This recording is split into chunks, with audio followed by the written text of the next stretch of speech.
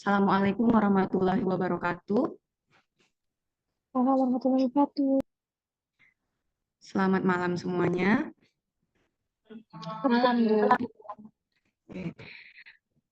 Mari kita buka acara sosialisasi tugas akhir mahasiswa program studi matematika pada hari ini dengan melafazkan basmalah. Bismillahirrahmanirrahim. Terima kasih kepada Bapak Ibu dosen matematika yang sudah bersedia hadir pada acara sosialisasi tugas akhir mahasiswa ini. Terima kasih juga kepada teman-teman mahasiswa yang berencana untuk mengambil tugas akhir pada semester depan. Tanpa berlama-lama lagi, mari kita dengarkan bersama sambutan dari Ketua Program Studi Matematika, yaitu Ibu Andini Setio Anggraini, MSc. Untuk itu kepada Ibu kami persilakan. Terima kasih Bu Yana atas waktunya. Assalamualaikum warahmatullahi wabarakatuh. Selamat malam semuanya. Nah, sebetulnya malam ini saya kalau dibilang untuk membuka kurang cocok karena di sini nanti saya akan lebih menyampaikan bagaimana sih sebetulnya peta jalan penelitian dari program studi ini. Lalu apa saja sih kira-kira secara garis besar topik yang bisa kalian ambil sebagai tugas akhir di semester 7 ataupun semester 8 nanti. Nah, berhubung mungkin ada yang bingung, ini kan baru semester 7, tapi kenapa sudah diminta untuk mempersiapkan tugas akhir? Padahal belum tentu kalian semua mengambil tugas akhir di semester 7.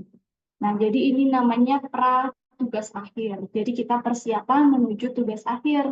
Harapannya ketika kalian mengambil tugas akhir, mengambil mata kuliah TA di KFS nanti di semester 8, begitu diambil kalian akan lebih cepat dalam menjalankan seminar proposal, seminar hasil, dan sidang. Jadi persiapannya satu semester sebelumnya. Nah, sekarang kita lihat dulu sebetulnya roadmap penelitian prodi ini bagaimana sih? Topik-topik penelitian apa yang bisa kalian ambil? Jadi ada yang namanya bidang unggulan riset ITEBA. Bidang unggulan riset ITEBA ini ada 5, yaitu tentang kebencanaan, teknologi informasi dan komunikasi, sosial humaniora, pendidikan dan seni, material maju dan energi terbarukan, dan supply chain management dan industri kemaritiman. Ini adalah bidang unggulan riset ITEBA. Nah, diharapkan untuk tugas akhir angkatan kalian mulai merujuk pada kelima bidang tersebut. Jadi kalian nggak perlu mencari cakupannya terlalu luas, kalian bisa fokus ke 5 bidang unggulan riset ini. Nah, dari 5 ini ada turunannya lagi. Yang pertama, di fokus riset bidang sosial humaniora. Yang punyanya prodi matematika, ini yang warnanya kuning. Jadi kalau kalian mau fokusnya di sini tentang sosial humaniora dan seni, kalian bisa angkat topik tentang permasalahan kemiskinan dan pemerataan ekonomi, terutama di masyarakat pesisir. Kalian bisa ambil UMKM dan pengelolaan hasil laut. Kalian bisa ambil topik tentang peningkatan potensi ekonomi daerah. Kalian bisa ambil topik tentang seni budaya dan pendidikan, serta pariwisata. Kalau kalian minatnya di bagian TIK misalkan, kalian bisa ambil fokus ke pengembangan sistem AI, kecerdasan buatan. Kalau kalian mau fokusnya nih di bidang material maju, kalian bisa ambilnya di teknologi eksplorasi potensi material maju. Kalau kalian maunya di supply chain dan industri kemaritiman, di sini ada teknologi instruktur dan pendukung sistem transportasi, ada juga sistem transportasi untuk logistik. Nah, ini ada ketinggalan satu di sini tentang ekspor impor. Nah, ini masuk ke supply chain management dan industri kemaritiman. Lalu kalau kalian maunya tentang kebencanaan, kalian bisa ambil tentang mitigasi bencana, ada pencegahan dan kesiapsiagaan bencana, pemetaan kesehatan lingkungan, lalu eksplorasi ramah lingkungan, lalu ada regulasi dan budaya sadar bencana. Jadi diharapkan dengan sekarang kalian diberitahu nih ada fokus-fokus riset tertentu, kalian tidak perlu mencari terlalu luas, terlalu jauh. Kalian cukup pilih aja dari bidang unggulannya, mau bidang unggulan yang mana, lalu fokus risetnya mau yang di sebelah mana. Setelah itu, kalian baru pilih dosennya. Karena dosen-dosen di matematika ini punya bidang keahlian tertentu tergantung dengan kelompok keilmuan dan fokus riset mereka. Nah, kelompok keilmuannya ada apa aja? Di sini ada 2 kelompok keilmuan.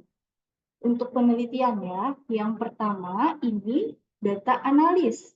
Isinya adalah statistika dan aktuaria. Ini biasanya semua mahasiswa maunya olah data statistik.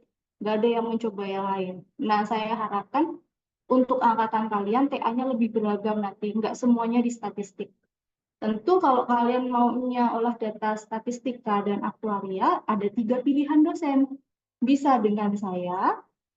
Nah, kalau dengan saya pasti nanti akan diarahkan ke keuangan dan aktuaria. Bisa dengan Bu Fitri, bisa dengan Bu Widya. Jadi tadi setelah kalian tahu bidangnya mau yang kemana, fokus risetnya pinginnya yang kemana, kalian pilih dosennya. Mana nih yang cocok dengan bidang-bidang tadi. Nah, kelompok satunya lagi namanya kelompok matematika. Isinya ada aljabar, pemodelan, dan optimasi. Kalau kalian pengennya aljabar, tentu pilihnya Pak Sabar. Kalau pengennya pemodelan, bisa pilih Pak Sabar, bisa pilih Pak Eko. Kalau pinginnya optimasi, optimasi jalur graf, nanti akan lebih dijelaskan lebih rinci oleh masing-masing dosennya. Kalau optimasi, pilihlah Pak Eko. Nah, di sini dosen matematika ada 2 lagi, ada Bu Nahrul, Bu Nana, dan Bu Faradiba. Tapi untuk Bu Nana dan Bu Faradiba, ini hanya bisa dipilih untuk pembimbing 2. Ya, jadi Bu Andini, Bu Fitri, Bu Widya, Pak Sabar, Pak Eko, ini boleh kalian pilih sebagai pembimbing 1. Pembimbing 2-nya boleh semua orang ini. Tapi Bu Nana dan Bu Farah juga hanya tersedia sebagai pembimbing 2. Nah, tadi kan ini kelompok keilmuannya. Lalu kalau mau fokus risetnya, pilihnya gimana? Kalau kalian maunya fokus ke kebencanaan, semua dosen bisa mengcover. Kalau kalian maunya bagian sosial, humaniora, dan seni, ada 4 pilihan dosen di sini. Ada Bu Andini, Bu Fitri, Bu Widya, Pak Eko. Kalau kalian maunya bidang teknologi informasi dan material maju, pilihannya hanya 2, Bu Fitri dan Pak Sabar. Kalau kalian mau supply chain dan industri kemaritiman, pilihannya ada 3. Pak Eko, Pak Sabar, dan saya. Tapi saya lebih ke ekspor impor kalau di sini. Oke. Nah, sudah. Kenapa Bu Nana dan Bu Faradiba tidak dimasukkan? Akan mengikut ke pembimbing 1. Nah, ini tadi sekilas tentang gambaran besar yang akan kalian jalani. Nanti selanjutnya akan dijelaskan oleh masing-masing dosen tentang topik-topik penelitian mereka. Jadi diharapkan kalian semua menyimak dengan baik. Kira-kira kalau mau pilih Pak Eko, itu topik yang akan dibawa Pak Eko atau yang bisa ditawarkan Pak Eko itu bagaimana? Kalau mau pilihnya Pak Sabar, kira-kira nanti penelitiannya seperti apa ya, TA-nya seperti apa ya dengan Pak Sabar. Kalau mau dengan Bu Widya, nanti kira-kira penelitian yang bisa dibawa itu seperti apa. Nah, itu nanti akan dijelaskan lebih rinci oleh masing-masing dosen. Ya, sekian dari saya akhiri. Semoga kegiatan hari ini bisa berjalan dengan baik dan bermanfaat untuk kita semua. Wassalamualaikum warahmatullahi wabarakatuh. Warahmatullahi wabarakatuh. Terima kasih kepada Bu Andini Setio Anggraini atas pengantarnya. Baik, selanjutnya kita akan masuk ke kegiatan penyampaian prosedur dan tahapan tugas akhir.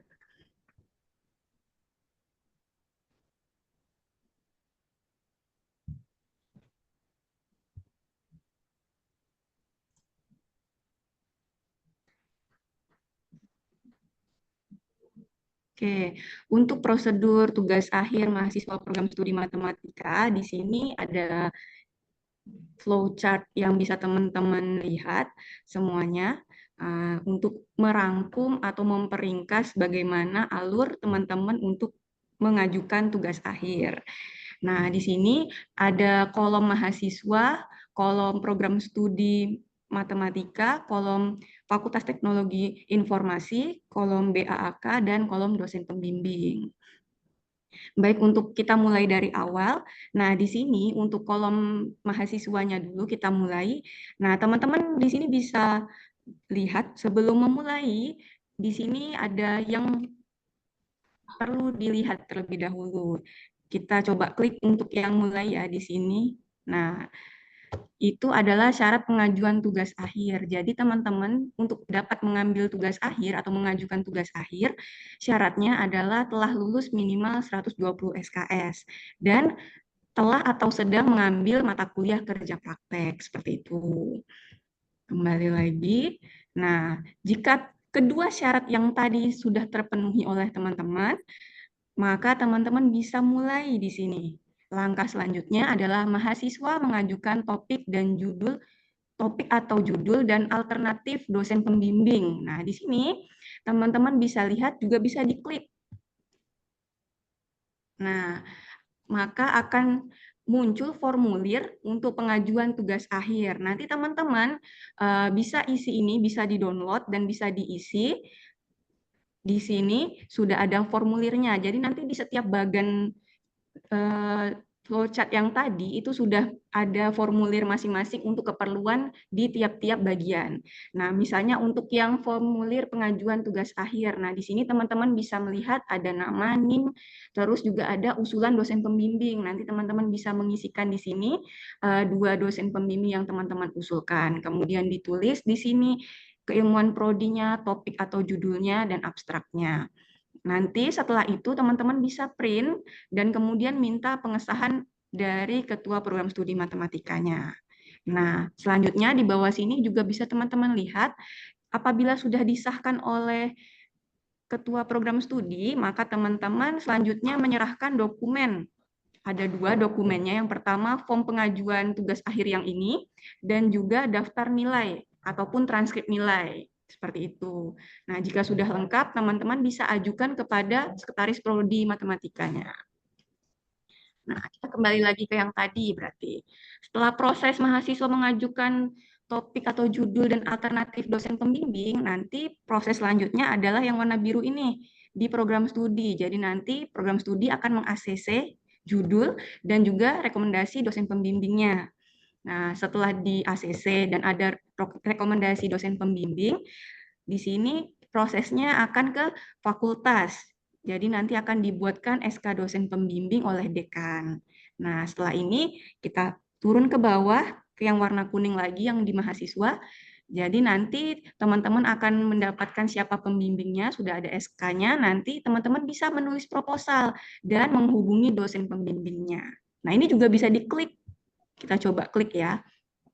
Nah, jadi di sini ada format penulisannya. Nanti teman-teman bisa lihat di sini semuanya format penulisannya. Itu kita kembali lagi. Nah, jadi setelah menulis dan menghubungi dosen pembimbing, kita lihat di sini arahannya melakukan bimbingan penulisan proposal gitu ya dengan dosen pembimbingnya nih. Berarti kita coba klik juga nih.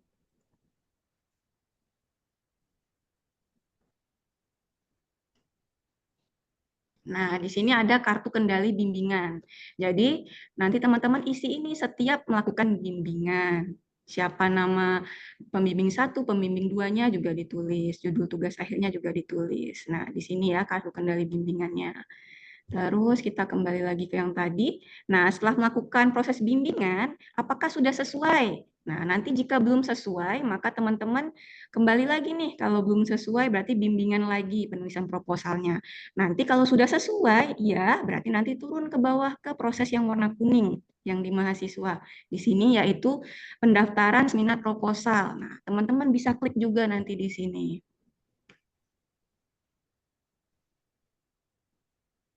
Nah, ini agak sedikit berantakan karena lewat ini ya. Nanti kalau teman-teman download bisa ini kok rapi kok. Dalam bentuk format Word. Jadi teman-teman tinggal diedit aja, nggak perlu kerepotan lagi. Seperti itu. Nah, nanti di sini teman-teman bisa lihat persetujuan pengajuan seminar proposalnya, nama, NIM, judulnya juga diisi. Nah, nanti di sini teman-teman bisa isi nama pembimbing 1, pembimbing 2, penguji 1, dan penguji 2-nya. Kemudian teman-teman minta usulan jadwal pelaksanaan dari keempat dosen tersebut. Bisanya kapan, seperti itu. Upayakan meminta pada pengujinya terlebih dahulu, baru nanti pembimbingnya. Jadi bisa menyesuaikan pembimbingnya, menyesuaikan pengujinya. Kalau sudah, nanti diisi parafnya nih dari masing-masing jadwalnya. Seperti itu ya. Nanti dicari irisannya, maka jadwal tersebutlah yang untuk pelaksanaan seminar proposalnya. Nanti di sini juga ada tanda tangan pembimbing satunya. Nah, di bawah sini seperti yang tadi juga ada dokumen yang perlu dilengkapi saat mau mengajukan seminar. Di sini ada form persetujuan yang ini, terus ada 4 rangkap salinan proposalnya. Kalau proposal itu berarti bab 1, bab 2, dan bab 3. Kemudian ada kartu kendali seminar, kartu kendali bimbingan. Pokoknya nanti teman-teman bisa lihat di bawah untuk melengkapi dokumennya. Terus setelah itu, teman-teman sudah mendaftar seminar proposal, nanti dari program studi akan mengeluarkan jadwal seminarnya dan rekomendasi dosen penguji. Kemudian dari fakultas akan mengeluarkan SK dosen penguji. Nah, setelah itu nanti teman-teman bisa seminar proposal. Nah, seminar proposal ini juga bisa diklik, itu isinya adalah kartu kendali seminar. Jadi untuk teman-teman mungkin sudah ada yang memulai untuk mengisi kartu kendali seminarnya, yaitu menghadiri seminar KP, proposal, seminar hasil, ataupun sidang. Ini untuk keperluan nanti teman-teman sebelum melaksanakan seminar dan sidang. Jadi salah satu persyaratannya teman-teman harus sudah pernah mengikuti atau menghadiri seminar orang lain sebelumnya gitu. Jadi biar punya pengalaman seperti apa pelaksanaan seminar ataupun sidang seperti itu. Nah, kita kembali lagi. Di sini kalau seminar proposalnya sudah sesuai, teman-teman bisa lanjut ke bawah. Kalau belum, teman-teman di sini kembali lagi menulis proposal dan menghubungi dosen pembimbing, kemudian melakukan bimbingan. Pokoknya teman-teman ngikutin alur ini diulangi lagi gitu. Kalau sudah sesuai, teman-teman tinggal turun ke bawah, berarti sudah sesuai itu mahasiswa menulis skripsi dan menghubungi dosen pembimbing. Jadi kalau tadi proposal sampai bab 3, nah sekarang kita lanjutkan lagi sampai ke akhir gitu ya, ada hasil dan pembahasan dan juga kesimpulan dan saran.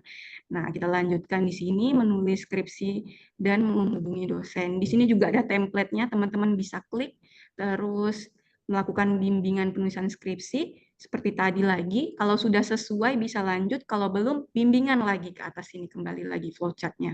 Kalau sudah, teman-teman bisa mendaftar seminar hasil. Ini saya turunkan lagi ya, mendaftar seminar hasil, nanti sudah melakukan pendaftaran seminar hasil sama seperti tadi, bisa diklik, teman-teman bisa lihat formnya di sini. Nah, di sini kurang lebih sama, hanya pada persyaratan di bawah ini dokumennya.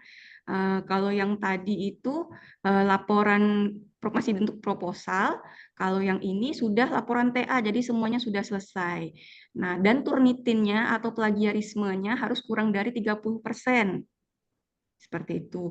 Dan untuk kartu kendali seminarnya minimal sudah 4 kali menghadiri seminar dan bimbingannya sudah minimal 6 kali bimbingan dengan dosen pembimbing 1 dan 2-nya. Seperti itu. Jadi persyaratannya lebih bertambah ya kan. Bimbingan dari proposal sampai hasil pasti bertambah juga jumlah bimbingannya. Nah, seperti itu.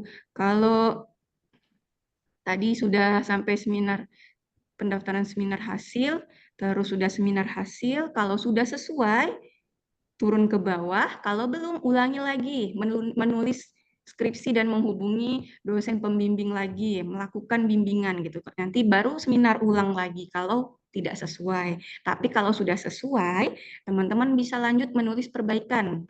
Baru menghubungi dosen pembimbingnya lagi, bimbingan perbaikan. Kalau belum sesuai, balik lagi ke atas, bimbingan lagi. Kalau sudah sesuai, bisa melakukan pendaftaran sidang skripsi. Ini juga seperti tadi, ada formnya. Nanti teman-teman bisa klik dan bisa lihat persyaratan dokumen di bawahnya. Nah, setelah pendaftaran sidang skripsi, nanti akan diverifikasi oleh Prodi. Nanti setelah diverifikasi ternyata layak, baru nanti dikeluarkan jadwal sidang skripsi itu dari BAK yang warna ungu ini BAK. Nih, tadi BAK. Nah, setelah dikeluarkan jadwal sidang dari BAK, teman-teman bisa melaksanakan sidang skripsi. Nah, kalau sudah sesuai sidang skripsinya maka selesai, kalau belum kembali lagi nih, melakukan perbaikan. Terus bimbingan lagi, nanti daftar ulang lagi, dan selanjutnya. Seperti itu. Jadi flowchart-nya berulang kalau belum sesuai. Kalau sudah sesuai, maka sudah selesai. Seperti itu. Masing-masing ini ada, teman-teman bisa klik nanti untuk dokumen penunjangnya. Seperti itu untuk prosedur tugas akhir mahasiswa matematika. Untuk tanya jawabnya nanti di akhir ya, jadi masing-masing materinya nanti di akhir saja tanya jawabnya. Itu saja untuk prosedur dan tahapan tugas akhirnya. Selanjutnya, tadi kan udah disampaikan sama Bu Andini, ada kisi-kisi mengenai beberapa topik tugas akhir yang bisa teman-teman ambil. Nah, sekarang saya persilahkan kepada topik tugas akhir bidang minat statistika terapan untuk menyampaikan materinya yang akan disampaikan oleh Ibu Fitri Aprila Handayani MStat. Untuk itu kepada Ibu kami persilahkan. Terima kasih, Bu Nana.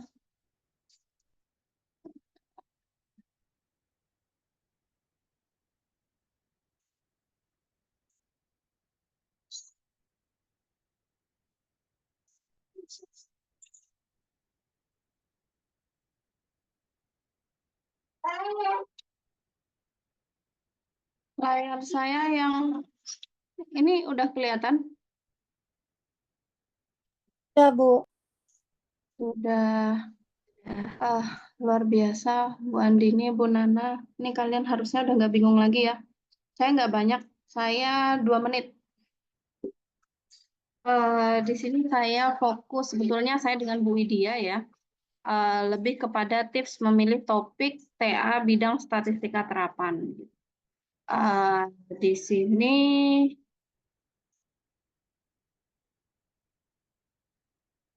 nih ya, kebetulan untuk yang bidang statistik ada saya dan Bu Widya. Nah, di sini kalau saya untuk peminatannya di sini fokus bidangnya di sini adalah aplikasi statistik, data analisis, multivariat dan desain eksperimen. Kalau untuk Bu Widyanya itu lebih ke statistik, spatial analisis, regresi, multivariat, dan time series analisis. Jadi nanti dari masing-masing kalian sesuai tadi fokus penelitian prodi matematika, nah nanti di sini masing-masing dosennya bisa kalian mulai mengarahkan. Nah, sedikit tips dalam memilih topik TA, di sini kalian sebaiknya mengidentifikasi minat kalian terlebih dahulu ya. Kalau sudah di sini pilih area statistika terapan khususnya yang paling menarik bagi kalian itu apa. Nah, di sini misalkan seperti analisis data kesehatan, ekonometrika atau machine learning gitu ya. Nah, di sini nanti kalian pilih, kalian identifikasi dulu. Kalau sudah, kalian lihat, kalian pelajari tren terkini. Pelajari topik-topik yang sedang populer, yang berkaitan dengan bidang ilmu fokus penelitian Bu Widya dan fokus penelitian saya, kalau yang berkaitan dengan statistik. Nah, di sini misalkan seperti big data analitik, kemudian penerapan AI dalam berbagai bidang. Nah, berbagai bidangnya apa? Nah, tadi ini fokus yang disampaikan, sudah disampaikan Bu Andini tadi. Kemudian kalian konsultasi dengan dosen diskusikan ide ya. Jadi lebih bagus kalau mahasiswa itu punya ide terlebih dahulu. Jadi jangan ketemu dosen itu dengan tangan kosong, nggak bawa apa-apa. Nah, kalian diskusikan ide kalian yang kalian punya itu dengan dosen pembimbing ya. Nah, kemudian nanti bisa didiskusikan nih di situ. Jadi berangkatnya itu dari ide kalian. Jadi apa yang kalian mau gitu, apa yang kalian sukai dulu. Karena nanti kalau yang menentukan dosennya, nanti kalian mengerjakannya males-males, timeline prosedur dari Bu Nana tadi itu lumayan panjang, nanti itu membutuhkan waktu yang lama kalau kalian tidak melakukan sesuatu sesuai dengan apa ide kalian dari awal gitu. Kemudian pertimbangan ketersediaan data, ya, pastikan kalian itu memperoleh data yang paling diperlukan untuk penelitian. Kalian mau pakai data primer atau data sekunder? Kalau data primer, nanti kalian mau ngambilnya gimana? Pikirkan manajemen waktunya. Kemudian nanti kalau pakai data sekunder, lihat masalahnya apa yang mau diangkat, kemudian variabel-variabelnya sesuai enggak gitu. Terus datanya mendukung nggak untuk dilakukan analisis gitu. Jadi jangan sudah nanti bab 1, 2, 3 kemudian datanya nggak ada, mundur lagi gitu. Jadi nanti itu akan menghabiskan banyak waktu. Nah, kemudian kalau bisa kaitkan dengan masalah nyata. Kalian pilih topik yang memiliki aplikasi praktis ya, dapat memecahkan masalah di dunia nyata. Nah, ini banyak, ini berkaitan dengan bidang Bu Widya dan bidang saya tadi banyak, di data analisis juga di bidangnya Bu Andini ada. Kemudian kalian evaluasi kemampuan kalian, pilih topik yang sesuai dengan kemampuan pengetahuan kalian. Namun harus tetap menantang, jadi jangan, saya sukanya kalau statistiknya udah regresi aja sama Bu Widya juga baik. Nah, regresi semua. Nah, nanti kalau bisa jangan yang seperti itu gitu. Tapi kalian harus cari, kan banyak tuh analisis statistik yang bisa kalian manfaatkan, nggak hanya sekedar regresi gitu ya. Kemudian terakhir itu periksa, kalian pastikan. Nah, di sini nanti akan ada juga dijelaskan terkait bagaimana kalian mencari referensi sebelumnya. Nah, kalau bisa referensinya itu yang terkini, minimal 5 tahun terakhir dari sekarang, supaya misalkan diterapkan nih, kalian mau melakukan survei. Surveinya ini kalian harus menyusun instrumen. Nah, instrumennya itu kalian mengacu ke penelitian sebelumnya yang kita nggak tahu itu sudah up to date atau belum. Nah, di era sekarang ini apakah sudah ada up to date-nya belum? Apakah masih variabel itu yang digunakan? Nah, itu gunanya kalian di sini memeriksa penelitian sebelumnya yang berkaitan dengan tema yang kalian pilih. Gitu. Jadi kalian sebaiknya biar gampang, itu sebelum ketemu dosen, itu kalian sudah punya gambaran datanya. Kalau bisa kalian sudah, ini loh Bu, saya pengen seperti ini nih, kira-kira gimana gitu. Nah, jadi sudah ada penelitian sebelumnya yang dijadikan sebagai referensi. Nah, kemudian pertimbangkan waktu dan sumber daya, ya. Pilih topik yang diselesaikan dalam jangka waktu yang tersedia sesuai dengan timeline yang sudah dijelaskan tadi. Jadi jangan kalian mulainya di ujung, kalian mau survei, kapan kalian menguji instrumen, menyusun instrumen, akan mengujinya, kemudian kalian kapan akan mengambil datanya. Nah, itu harus menjadi pertimbangan gitu supaya tugas akhir kalian selesai tepat waktu. Gitu ya. Ternyata udah segini aja. Mungkin sekian aja Bu Nana, saya kembalikan ke Bu Nana. Baik, terima kasih Bu Fitri atas penyampaian topik tugas akhir bidang minat statistika terapan dan tips triknya ya Bu ya. Oke, selanjutnya adalah topik tugas akhir bidang minat aktuaria dan keuangan yang akan disampaikan oleh Ibu Andini Setio Anggraini MSc. Untuk itu kepada Ibu kami persilahkan. Terima kasih Ibu atas waktunya. Saya share screen sedikit tampak ya. Nah, saya juga nggak mau kalah cepat ini dari Bu Fitri. Saya lebih singkat lagi, ini cuma satu aja slide-nya. Jadi tadi kan sudah dijelaskan nih sama Bu Fitri, gimana sih cara mencari topik.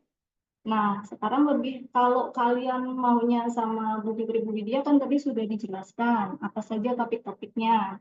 Kalau kalian maunya tentang keuangan dan aktuaria, ini kalian juga bisa lihat di Google Scholar. Di sini fokus penelitian saya adalah actuarial science, statistik, finance, dan life insurance. Jadi tentang hal-hal itu. Nah, terus kalau misalkan mau lebih jelas nih Bu, saya masih bingung nggak kebayang kalau di aktuaria dan di keuangan ini apa yang harus ditulis.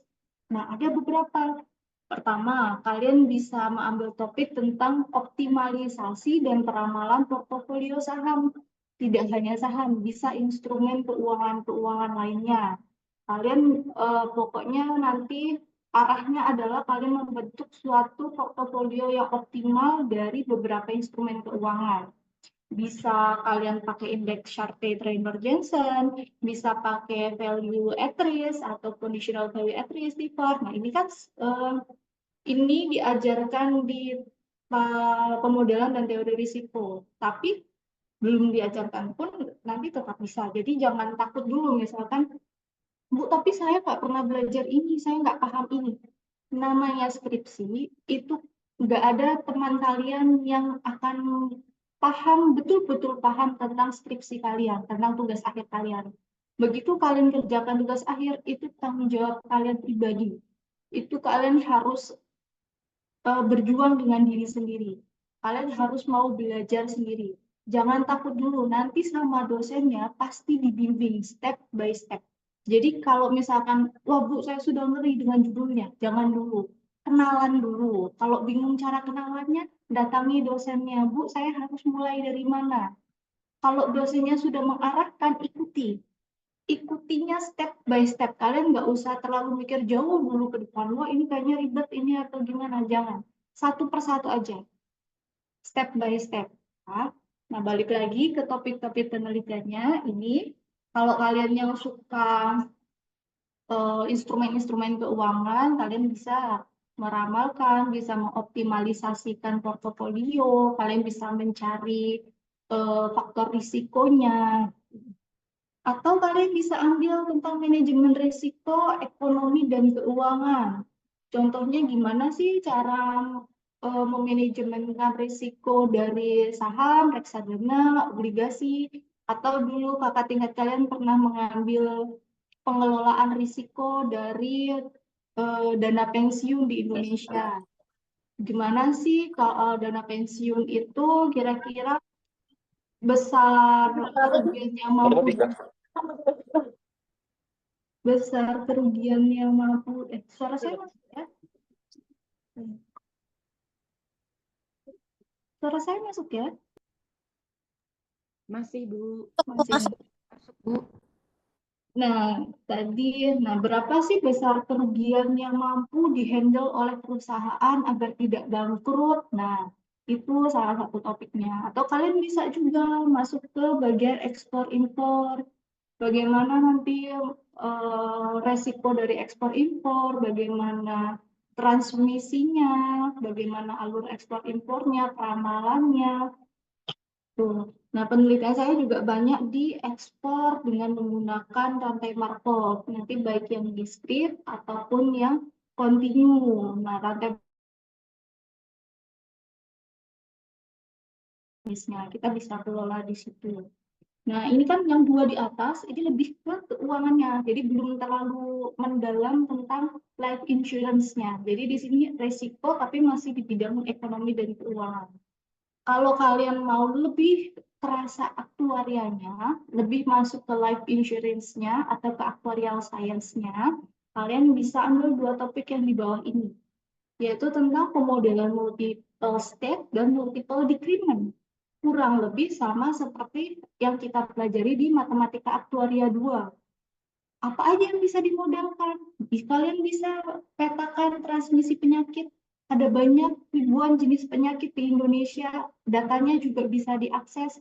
Kalau masih kurang datanya, kita bisa minta data ke BPJS.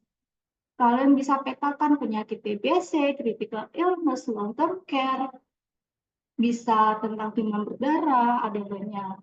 Ini bagaimana nanti probabilitas transisinya, bagaimana tingkat kematiannya, bagaimana tingkat morbiditas, mortalitasnya, berapa peluang sembuhnya. Ini masuk ke pemetaan transmisi. Selain penyakit, ini yang cukup menarik juga kita bisa modelkan multiple decrement tentang ibu hamil dan melahirkan. Kan kalau ibu hamil itu setelah hamil kemungkinannya ada banyak kan. Nah, itu kita masuk ke multiple decrement.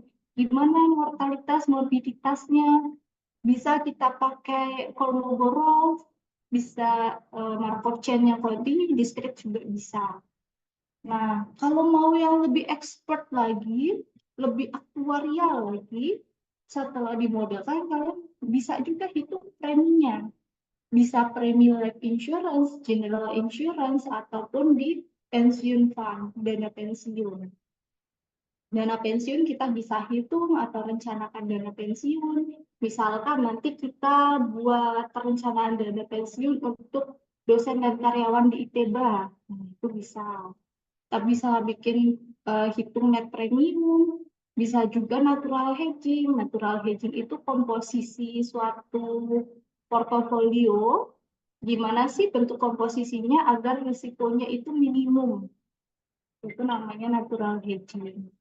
Nah, kalau misalkan ini ada beberapa topik nih yang bisa dipilih, tapi belum terlalu detail, Bu. Saya masih bingung ini nanti metodenya gimana. Atau, Bu, saya sebetulnya ingin pakai yang conditional value at risk, tapi saya nggak paham harus gimana. Nah, itu nanti kita pelajari bersama. Yang penting, satu, kalian kalau bingung bilang ke dosennya. Dua, kalau merasa susah jangan bilang lagi ke dosennya. Tiga, kalian tetap harus semangat. Jadi kalau semakin bingung, semakin datang ke dosennya, jangan hilang. Tidak perlu tanya ke temannya, karena teman kalian belum tentu paham apa yang akan kalian tulis. Oke, nah sekian dari saya. Saya kembalikan ke Bu Nahrul. Terima kasih, Bu. Oke, baik, terima kasih kepada Bu Andini atas penyampaian topik tugas akhir bidang minat aktuaria dan keuangan. Selanjutnya adalah penyampaian topik tugas akhir bidang aljabar dan pemodelan matematika yang akan disampaikan oleh Bapak Dr. Sabarinsyah. Untuk itu kepada Bapak kami persilahkan.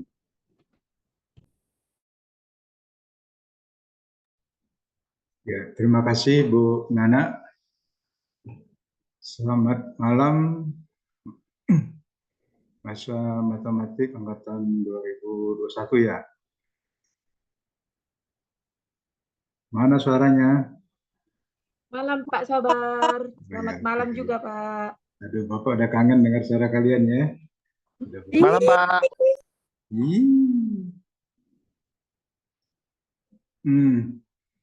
Oke. Bapak bingung juga mau menyampaikan materinya apa ya. Tapi nggak apa-apa, ini Bapak berusaha menjelaskan dulu. Jadi bagi kalian yang ingin nanti mau memilih profesi, mau berusaha mau jadi dosen misalnya gitu ya. Nah, dosen itu tepat kalau mau mencari pembimbingnya Bapak ya. Nah, itu di sini Bapak bahkan beberapa tips ya untuk kalau mau tugas akhirnya ke Bapak. Topik-topik tugas akhirnya itu mengikuti materi yang ada di mata kuliah aljabar linear elementer. Ya, kalau kalian masih ingat mata kuliah matriks elementer. Tapi ini slide bawah udah nyambung belum ya? Belum kelihatan, Pak. Boleh di-share, Pak. Oh ya, bentar ya. Di-share-nya di apanya mana nih? LTS boleh, Pak. ALT sama huruf S boleh, Pak. Oh, Ctrl S. Iya, ALT sama S, bukan kontrol, Pak. ALT sama huruf S. Oh, iya, oke. Bisa, Pak? Udah ada kelihatan ya? Belum? Diklik, Pak.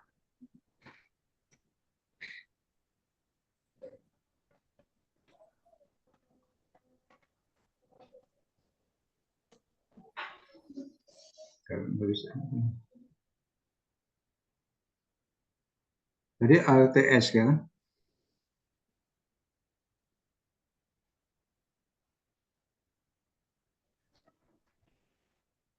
Ya gini aja apanya?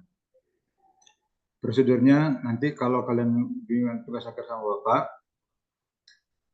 nanti Bapak kasih tugas mencari jurnal-jurnal yang ada kaitannya dengan matriks ya, seperti mata kuliah yang bab di mata kuliah aljabar linear ada matriks, ada vektor, ada apa lagi?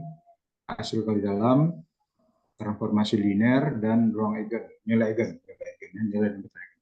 Ada 5 topik itu. Nah, itu topik itu kalian cari di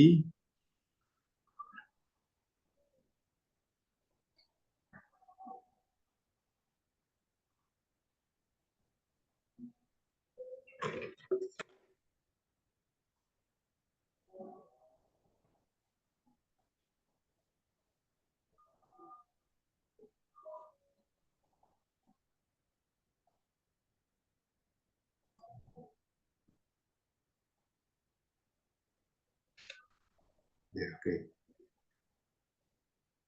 Nah, Bapak ulangi langkah-langkahnya, yaitu kalian nanti mencari jurnal yang ada kaitannya dengan matriks ya, vektor, terus hasil kali dalam, transformasi linear, dan nilai dan vektor eigen. 5 topik itu. Jadi kalian cari di Google topik-topik yang kira-kira kalian bisa menguasainya, nanti kita bahas bersama, kita pilih mana materi yang kira-kira bisa, yang Bapak juga bisa, kalian juga sesuai dengan keinginan kalian ya. Gitu. Jadi langkah-langkahnya seperti itu. Di topiknya bisa matriks, vektor, apalagi hasil ke dalam, transformasi linear, dan nilai dan vektor eigen. Ya, itu apa kalau kalian nantinya mau tugas akhir sama Bapak. Nah di sini tadi udah Bapak apakan tips-tips untuk kalau melakukan tugas akhir sama Bapak ya. Jadi ini dijelaskan tadi. Yang pertama, kamu menuliskan dulu topik-topiknya yang sesuai di perkuliahan aljabar linear elemen tadi ya. Matriks tadi saya sudah bilang, matriks, vektor, ruang hasil ke dalam, transformasi linear, dan nilai eigen dan vektor eigen. Itu topik-topiknya, 5 topik ya. Setelah itu ya kamu pilih yang dari 5 itu sesuai dengan apa namanya jurnal yang kamu peroleh di Google ya. Jadi kamu cari dari 5 topik itu di Google yang kira-kira kamu apa sesuai dengan keinginan kamu. Oke, kemudian nah ini yang tadi memilih ya, memilih satu topik dari beberapa topik yang sudah kamu pilih. Kita diskusikan bersama dengan Bapak. Nanti dipilih satu topik yang kira-kira apa bisa dikembangkan ataupun bisa dibuat aplikasinya. Jadi dari jurnal itu ada ide baru untuk mengembangkan ataupun untuk membuat aplikasinya. Ya. Oke, suara Bapak kedengaran ya? Kedengaran, Pak, aman. Kedengaran ya, oke. Nah, oke, kemudian setelah dapat topik, nanti kalian cobalah menulis proposalnya, ya, sesuai kerangka sesuai kerangka ya proposal yang telah disampaikan oleh Bu Nana tadi ya. Ada pendahuluan segala macamnya. Nah seperti ini, rangkanya seperti ini. Terus, nah kalau tadi Bu Fitri menyampaikan atau Bu Andini harus datanya yang terpercaya ya, data yang handal gitu ya. Kalau di Aljabar artinya ya referensinya yang bagus, yang bermutu gitu ya. Jadi cari jurnalnya yang di jurnal di ya kalau di satu bisa loh, tapi janganlah terlalu tinggi banget. Di Sinta satu aja, jurnalnya yang di Sinta satu gitu ya. Pahamnya Sinta satu apa? Ini kalian paham nggak dengan Sinta satu, Sinta dua gitu? Halo?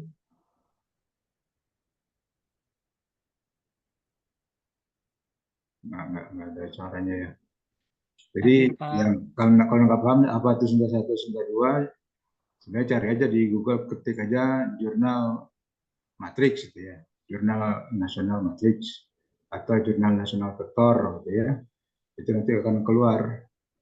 Nah kalian coba tuh di download, di print out, nah itu nanti sampaikan ke Bapak ya, kita diskusikan bersama.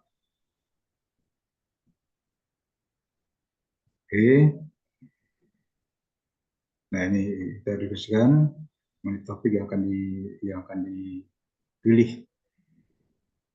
Nah setelah itu harus ada target ya. Jadi kan kalau Aljabar tuh kalau di statistik atau di Autaria tadi cenderung mencari data, gitu, cari data yang akurat. Kalau di Aljabar itu nanti cenderung membuktikan teorema, ya, membuktikan teorema. Nah, kalau membuktikan teorema berarti harus ada target, ya. Sekali pertemuan itu satu teorema itu bisa berapa kali pertemuan.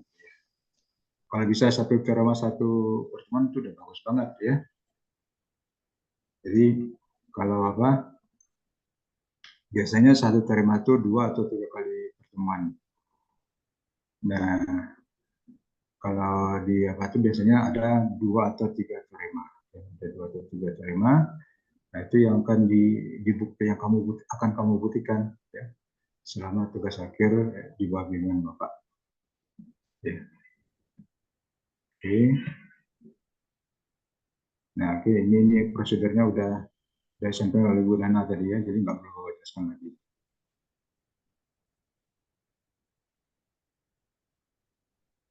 Oke, ini juga ada cara yang lain. Nah, ini yang seperti masukan tadi, ada 5 topik ya, 5 topik penelitian. Yang pertama matriks, yang kedua vektor, hasil ke dalam, transformasi linear, dan Eigen. Nah, kamu carilah di jurnal, ketik aja jurnal matriks, jurnal nasional matriks, itu nanti banyak keluar. Ya, kamu print, kamu pilih dulu beberapa, nanti di print, sampaikan ke Bapak ya, kita bahas bersama. Kemudian yang jurnal vektor, jurnal hasil ke dalam, dan seterusnya. Itu banyak sekali jurnalnya, bisa kita bicarakan ya.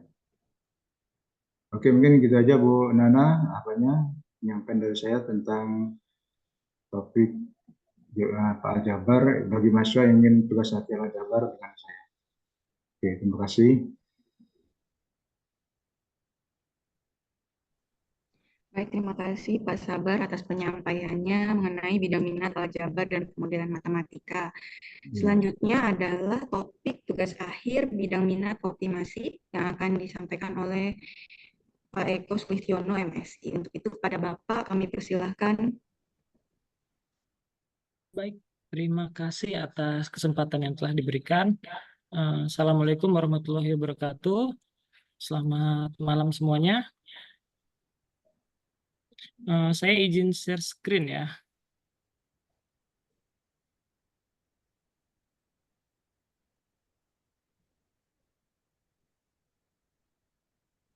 Apakah sudah terlihat yang saya share? Sudah, Pak. Sudah, Pak. Oke. Ini masih aktif semua ya?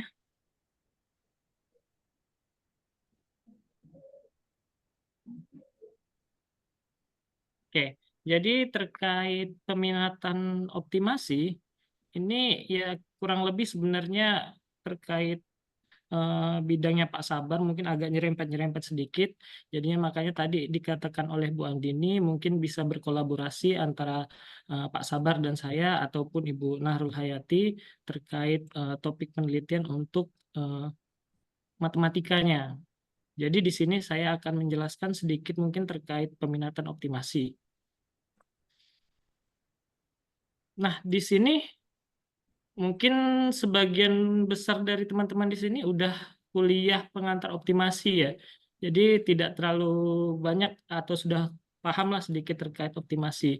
Jadi di sini ini optimasi ini cabang ilmu di mana ilmunya ini gunakan metode analisis dan model matematik dalam membantu pengambilan keputusan. Jadi tujuannya itu biasanya menemukan solusi yang optimal atau efisien dan efektif untuk masalah yang biasa, sedang, ataupun kompleks dalam sistem. Kemudian, nah di sini terkait riset operasi atau optimasi ini bisa diterapkan di berbagai bidang, seperti manajemen, logistik, ataupun manufaktur. Nah, di sini untuk metodenya itu melibatkan pengumpulan dan analisis data untuk mendukung pengambilan keputusan. Kemudian penelitiannya biasanya sering melibatkan penggunaan model matematis, algoritma, dan teknik pemecahan masalah. Nah, perangkat lunaknya atau aplikasinya itu MATLAB, R, ataupun perangkat lunak optimasi lainnya. Mungkin bisa Python ataupun Lingo kalau misalnya tertarik di situ. Nah, di sini untuk peminatan tugas akhirnya, jadi ada pengantar optimasi terkait di sini ada teori optimasi, kemudian ada juga aplikasinya ataupun pemodelannya. Nah, di sini terkait teorinya itu bisa terbagi lagi pemrograman linear ataupun integer bisa, ataupun topik lainnya yang berkaitan dengan optimasi. Atau bisa juga menyerempet ke bagian Pak Sabar juga. Nah, nanti tinggal didiskusikan saja terkait topiknya. Jadi kalau untuk optimasi itu ada yang teori, ada yang aplikasinya atau pemodelannya. Jadi tinggal bisa milih kalau misalnya nggak pengen menggunakan data, bisa masuk ke teoritisnya. Tapi kalau seandainya pengen mengaplikasikan, bisa juga masuk ke pemodelannya. Jadi untuk pemodelannya juga untuk saat ini biasanya itu kakak tingkat kalian itu ada 3 orang yang mengambil itu berkaitan dengan penjadwalan dan optimasi dalam transportasi atau bisa ke topik lainnya. Nah, itu terkait peminatan optimasi.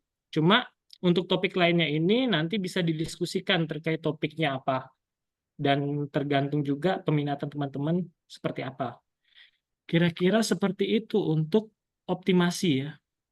Oke, cukup sekian dari saya. Saya akhiri. Assalamualaikum warahmatullahi wabarakatuh. Saya kembalikan ke Bu Nahrul. Terima kasih. Baik, terima kasih kepada Bapak Eko Sustiono yang sudah menyampaikan materi mengenai topik tugas akhir bidang minat optimasi.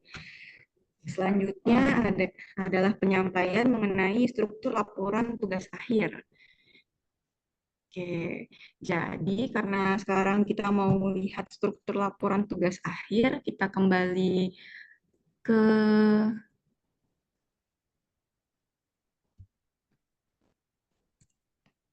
ini prosedurnya lagi. Nah, di sini teman-teman bisa lihat beberapa bisa diklik untuk penulisan proposal, bisa teman-teman klik, atau di penulisan skripsi juga bisa, atau yang di perbaikan skripsi juga bisa teman-teman klik. Itu sama, format isinya adalah format penulisan laporan tugas akhir. Nah, seperti ini. Nanti teman-teman bisa klik dan akan muncul format penulisan tugas akhir ini. Nanti teman-teman bisa download. Ini bentuknya Word, jadi teman-teman bisa edit langsung, jadi nggak perlu kesulitan lagi. Nah, ini saya kembalikan dulu yang ini. Nah, kita buka di Word aja. Nih, misalnya sudah di-download.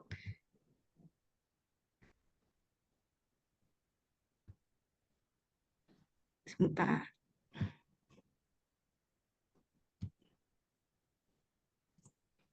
Nah, misalnya sudah di-download, nanti teman-teman bisa edit langsung di sini di format penulisannya ini. Ada halaman sampul, halaman judul, sudah ada keterangannya juga, terus ada halaman pengesahan. Kita lihat satu-satu ya. Nah, di sini nanti teman-teman bisa isikan, sudah ada penjelasan-penjelasan untuk pengisiannya. Lalu ada abstrak, juga ada penjelasannya di sini, ada kata kunci. Dan di sini juga sudah ada penomorannya, baik Romawi ataupun angka biasa. Lalu ada abstrak dalam bahasa Inggris, ada keywords-nya, lalu ada kata pengantar, kemudian ada daftar isi, ada daftar tabel, ada daftar gambar, ada daftar lampiran, ada daftar istilah, ini jika diperlukan ya. Ada daftar simbol, sama juga jika diperlukan. Kemudian lanjut ke bab 1, yaitu pendahuluan. Nah, di sini juga sudah dijelaskan ada latar belakang. Nah, penjelasannya juga sudah ada di situ, latar belakang isinya seperti apa. Nah, di sini juga ada penjelasan. Kalau teman-teman mau mengutip referensi, ada penjelasannya. Misalnya referensinya itu nama pengarangnya ada di akhir kalimat, atau ada bukan bagian dari kalimat, seperti apa. Di sini contohnya sudah lengkap, teman-teman bisa lihat. Jika nama pengarangnya ada 2, ada lebih dari 2, bagaimana juga sudah ada. Terus ada 1.2 ini ada perumusan masalah, 1.3 ini ada tujuan penelitian, 1.4 ada batasan masalah. Di sini ada penjelasannya juga, isinya memuat apa saja. Seperti itu. Ini nggak harus seperti ini ya, 1.2, 1.3, 1.4-nya. Nanti sesuai dengan kebutuhan masing-masing, fleksibel aja. Selanjutnya ada tinjauan pustaka di bab 2. Ini tinjauan pustaka isinya apa saja juga sudah ada penjelasannya di sini, nanti teman-teman bisa baca. Lalu di bab 3 itu ada metodologi penelitian. Di sini juga ada disampaikan biasanya di dalam metodologi penelitian itu isinya apa saja. Sekedar gambaran untuk teman-teman yang masih bingung mau masukin apa di metodologi penelitian. Terus selanjutnya bab 4 itu ada hasil dan pembahasan. Di sini juga ada penjelasan hasil dan pembahasan itu isinya apa saja, lalu bagaimana cara pembubuhan tabel ataupun gambar di sini. Misalnya tabel, judulnya ada di atasnya, misalnya gambar ada di bawahnya, judulnya seperti itu. Lalu ada bab 5 itu adalah kesimpulan dan saran. Kemudian ada daftar pustaka, itu adalah referensi yang teman-teman gunakan selama penulisan laporan tugas akhir. Di sini kita menggunakan Harvard System, jadi teman-teman bisa menuliskan daftar pustaka berdasarkan Harvard System. Di sini ada beberapa contoh penulisan dan bagaimana cara penulisan daftar pustakanya. Berdasarkan jenis penulis, di sini ada, lalu juga berdasarkan jenis referensi yang digunakan, apakah itu buku, atau artikel, atau banyak jenis yang lainnya, konferensi, tesis, skripsi, dan lain-lain sebagainya. Di sini ada semuanya bagaimana cara penulisan daftar pustakanya. Kemudian ada lampiran. Nah, tadi juga sudah saya singgung sebelumnya, untuk syarat bisa melaksanakan seminar hasil dan sidang skripsi, teman-teman itu Turnitin atau plagiarismenya itu kurang dari 30%, dan itu dimasukkan ke dalam lampiran ya teman-teman. Misalnya contohnya di sini di lampiran 1 ada lampiran Turnitinnya, nih saya contohkan aja ya hasil Turnitinnya seperti ini. Nanti di sini teman-teman bisa lihat berapa Turnitin atau plagiarismenya. Misalnya kurang dari 30%, berarti teman-teman bisa langsung lanjut ke seminar hasil ataupun sidang skripsi. Tapi jika masih lebih besar atau sama dengan dari 30%, maka teman-teman perlu memperbaiki laporan tugas akhir teman-teman agar similaritasnya tidak sebesar 30 atau lebih. Nah, itu biasanya kita mengenalnya dengan menggunakan sistem parafrase atau mengubah bentuk kalimatnya, entah subjek, predikat, objek kita ganti atau sebagaimana mestinya nanti agar similaritasnya akan berkurang atau plagiarismenya akan berkurang, tidak sampai 30%. Seperti itu contoh saja. Lalu lampiran 2, 3, dan seterusnya itu dipersilakan apabila diperlukan. Itu ya, jadi di sini kurang lebih bab 1 itu adalah pendahuluan, bab 2 itu adalah tinjauan pustaka, bab 3 itu adalah metodologi penelitian, lalu bab 4 ada hasil dan pembahasan. Nanti ini judul babnya, subbabnya bisa sesuai dengan yang teman-teman perlukan untuk masing-masing laporan tugas akhir, sesuai dengan bidangnya, sesuai dengan materinya, seperti itu. Nah, untuk mendapatkan ini tadi, format ini teman-teman bisa lihat yang ada di prosedur. Nah, selain yang di prosedur ini, teman-teman juga bisa lihat yang ada di grup MAT 20 dan MAT 21 ya, yang tempat saya share link untuk Zoom pertemuan hari ini dan informasi sosialisasi hari ini itu ada grup MAT 20 dan MAT 21. Itu teman-teman bisa lihat di bio-nya atau di deskripsi grupnya. Di situ sudah ditambahkan deskripsi mengenai TA. Nah, di TA itu teman-teman bisa lihat linknya. Nah, linknya itu ada semua link yang diperlukan pada saat penjelasan hari ini. Sudah ada formulir-formulirnya, ada prosedurnya juga. Jadi teman-teman nanti bisa lihat ini apa namanya perkembangan teman-teman sudah sampai mana nih kira-kira dalam penyusunan tugas akhir. Sudah sampai di tahapan yang mana, di tahapan sini kah, sini, atau yang mana, seperti itu. Jadi nanti bisa lihat kemajuan perkembangannya sampai pada akhirnya bisa selesai di sini. Seperti itu ya. Itu untuk struktur laporan tugas akhir sudah bisa teman-teman lihat ada di link deskripsi bio grup MAT 20 dan MAT 21. Itu saja untuk struktur laporan tugas akhir. Nah, selanjutnya adalah penyampaian penggunaan rujukan dan sitasi yang akan disampaikan oleh Ibu Faradiba Jaknabila MPD. Untuk itu kepada Ibu Faradiba kami persilahkan.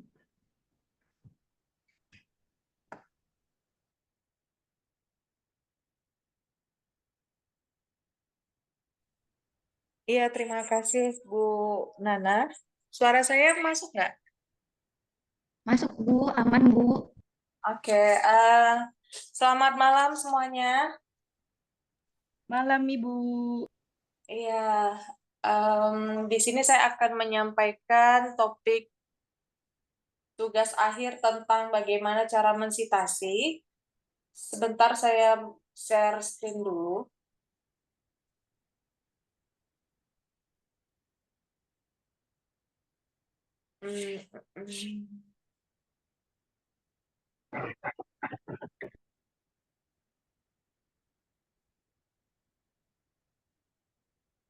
Bentar ya.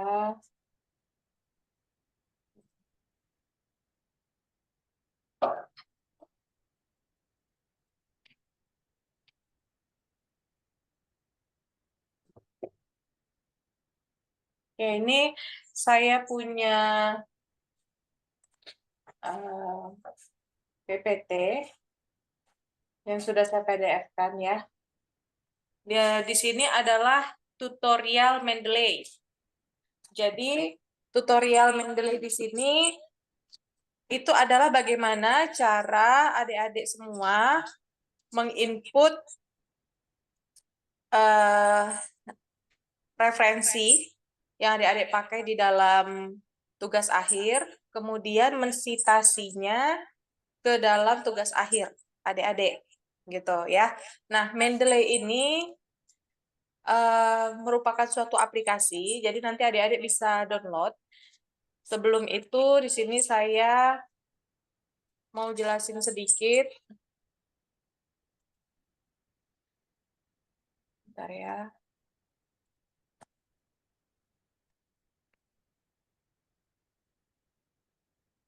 Oke. Mengapa kita perlu menggunakan Mendeley? Ya, jadi ketika menulis karya ilmiah, tentu adik-adik semua sering mengutip atau melakukan parafrasa sumber tulisan lain. Untuk selanjutnya diletakkan di dalam karya ilmiah. Jadi apapun yang adik-adik akan masukkan referensi yang adik-adik masukkan di dalam tugas akhir nanti, nah itu harus diterangkan sumber referensinya. Nah, sumbernya itu macam-macam. Bisa dari jurnal, bisa dari skripsi, bisa dari buku gitu ya. Nah, jadi itu adalah beberapa sumber yang harus adik-adik cantumkan ke dalam tugas akhir. Kemudian di Mendeley ini ya, di sini saya akan menjelaskan apa itu Mendeley, bagaimana cara installnya, terus bagaimana cara menggunakannya. Nah, Mendeley itu sendiri adalah perangkat lunak yang berfungsi sebagai reference manager, seperti yang saya bilang tadi ya. Ini lebih ke pengaturan daftar pustakanya nanti yang akan adik-adik gunakan. Dengan menggunakan Mendeley, Anda dapat mengelola referensi-referensi tulisan dengan mudah. Sebagai sebuah referensi manager, Anda dapat merekam informasi setiap file sumber referensi ke dalam Mendeley satu kali, kemudian Anda tinggal memanggil atau mengacu referensi tersebut berkali-kali di dalam sebuah tulisan. Jadi nggak perlu lagi dibuat secara manual. Ya, jadi semuanya itu sudah terkoneksi gitu ya. Apapun yang adik-adik gunakan nantinya, adik-adik masukin di Mendeley, terus nanti tinggal dipanggil aja di file tugas akhirnya. Nanti dia akan otomatis ke-record gitu. Ya, akan tampil. Nah, berikutnya nih ada banyak sekali penjelasan. Adik-adik bisa baca. Kemudian di sini ada cara install. Gitu ya. Ada cara install, adik-adik tinggal ikutin aja langkah-langkahnya. Ya. Kebetulan di sini Mendeley saya sudah terinstall, jadi saya tidak bisa mengaplikasikan atau mencontohkan gimana cara menginstalnya, tapi di sini ada tutorialnya sudah saya masukin, jadi adik-adik bisa tinggal mengikuti aja langkah-langkahnya. Kemudian, nah tampilannya nanti akan seperti ini, ya. Nah, adik-adik jangan lupa nanti adik-adik di sini harus daftarkan akun adik-adik dulu. Jadi nanti kita masuknya melalui email kita, passwordnya jangan lupa. Saran saya kalau bisa passwordnya yang biasa adik-adik gunakan di dalam akun adik-adik yang lain. Jadi satu password itu untuk semua akun kalau bisa, biar nggak lupa. Seperti itu. Nah, kemudian,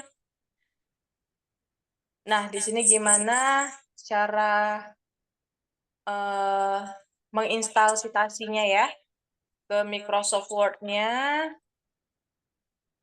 Setting Mendeley-nya juga ada di sini. Nah, tadi saya mencoba menginput beberapa referensi ke dalam file Word gitu ya. Kemudian biar saya panggil di melalui Mendeley, cuman ada sedikit kendala.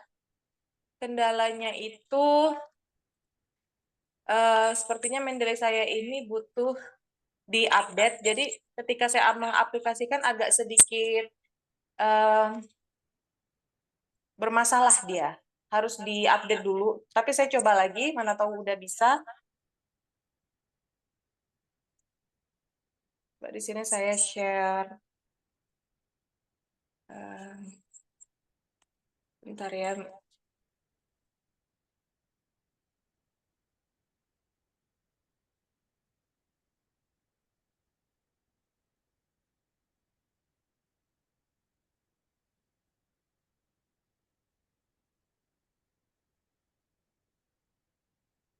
Oh, bentar ya.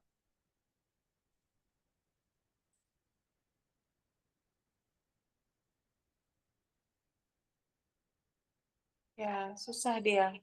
Masih belum mau.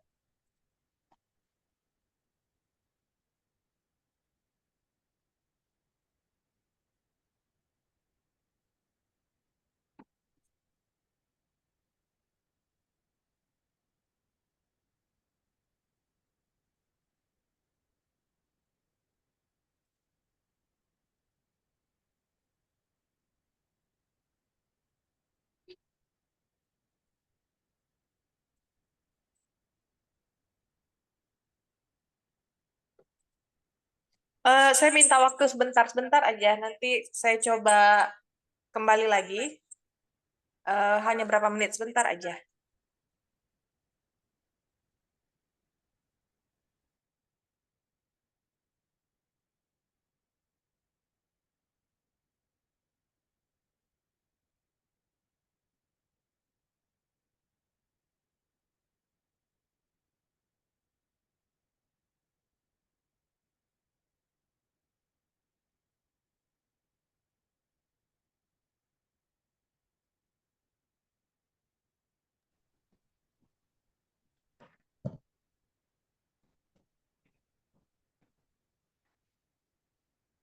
Sebentar ya teman-teman.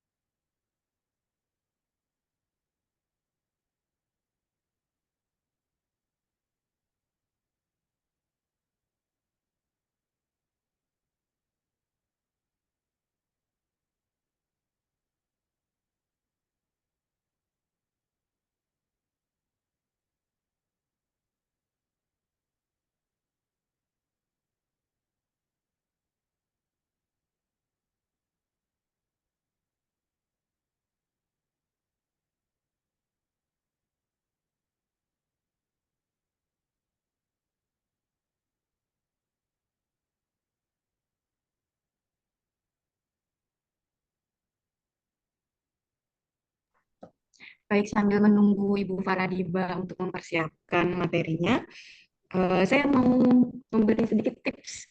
Kalau teman-teman mau mencetak laporan tugas akhirnya ataupun proposal tugas akhir.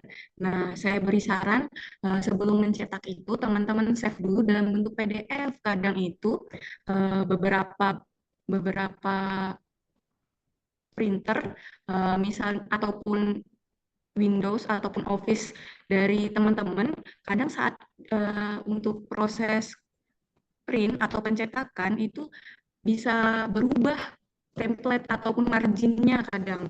Nah, jadi saya sarankan sebelum teman-teman ngeprint atau mencetak, alangkah lebih baiknya di PDF-kan terlebih dahulu. Jadi biar seperti notasi-notasi ataupun margin itu nggak berubah ataupun terjadi penyesuaian yang baru, misalnya masuk ke Windows yang lain atau Office yang lain seperti itu.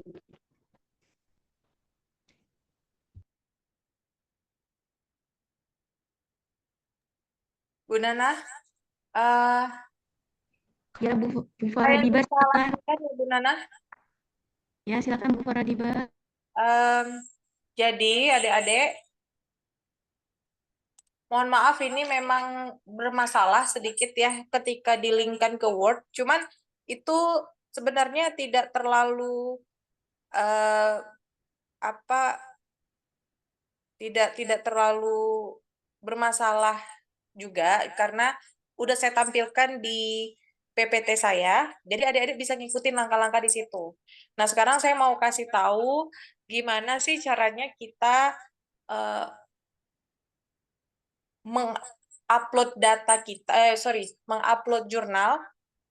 Anggaplah di sini referensi yang saya ambil itu dari jurnal gitu ya, ke dalam Mendeley ya. Nah, di sini kan saya punya jurnal, adik-adik di situ sudah kebuka ya jurnalnya ya.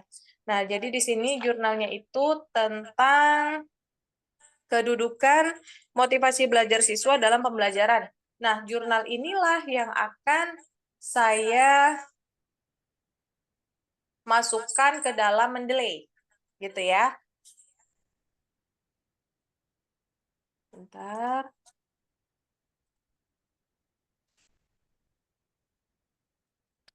Oke.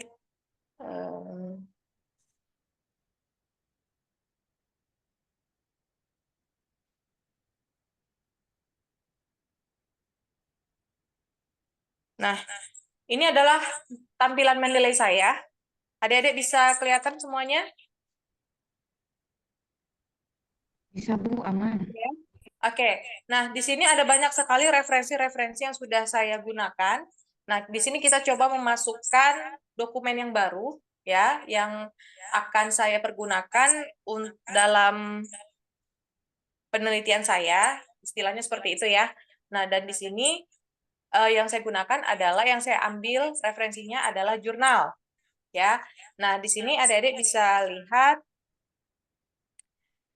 sebelah kiri atas, itu kan ada beberapa menu ya, ada file, ada edit, view, tools, ada help gitu ya.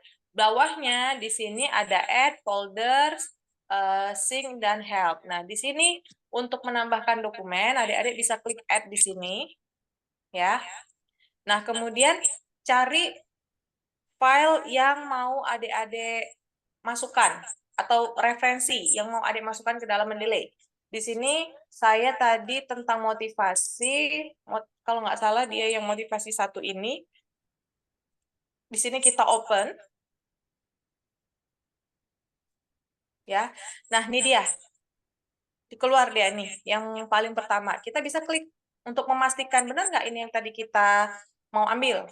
Oh, ternyata benar. Ini kan tadi yang saya munculkan ya sebelumnya. Ternyata betul tentang kedudukan motivasi belajar siswa dalam pembelajaran. Nah, ini adalah judulnya.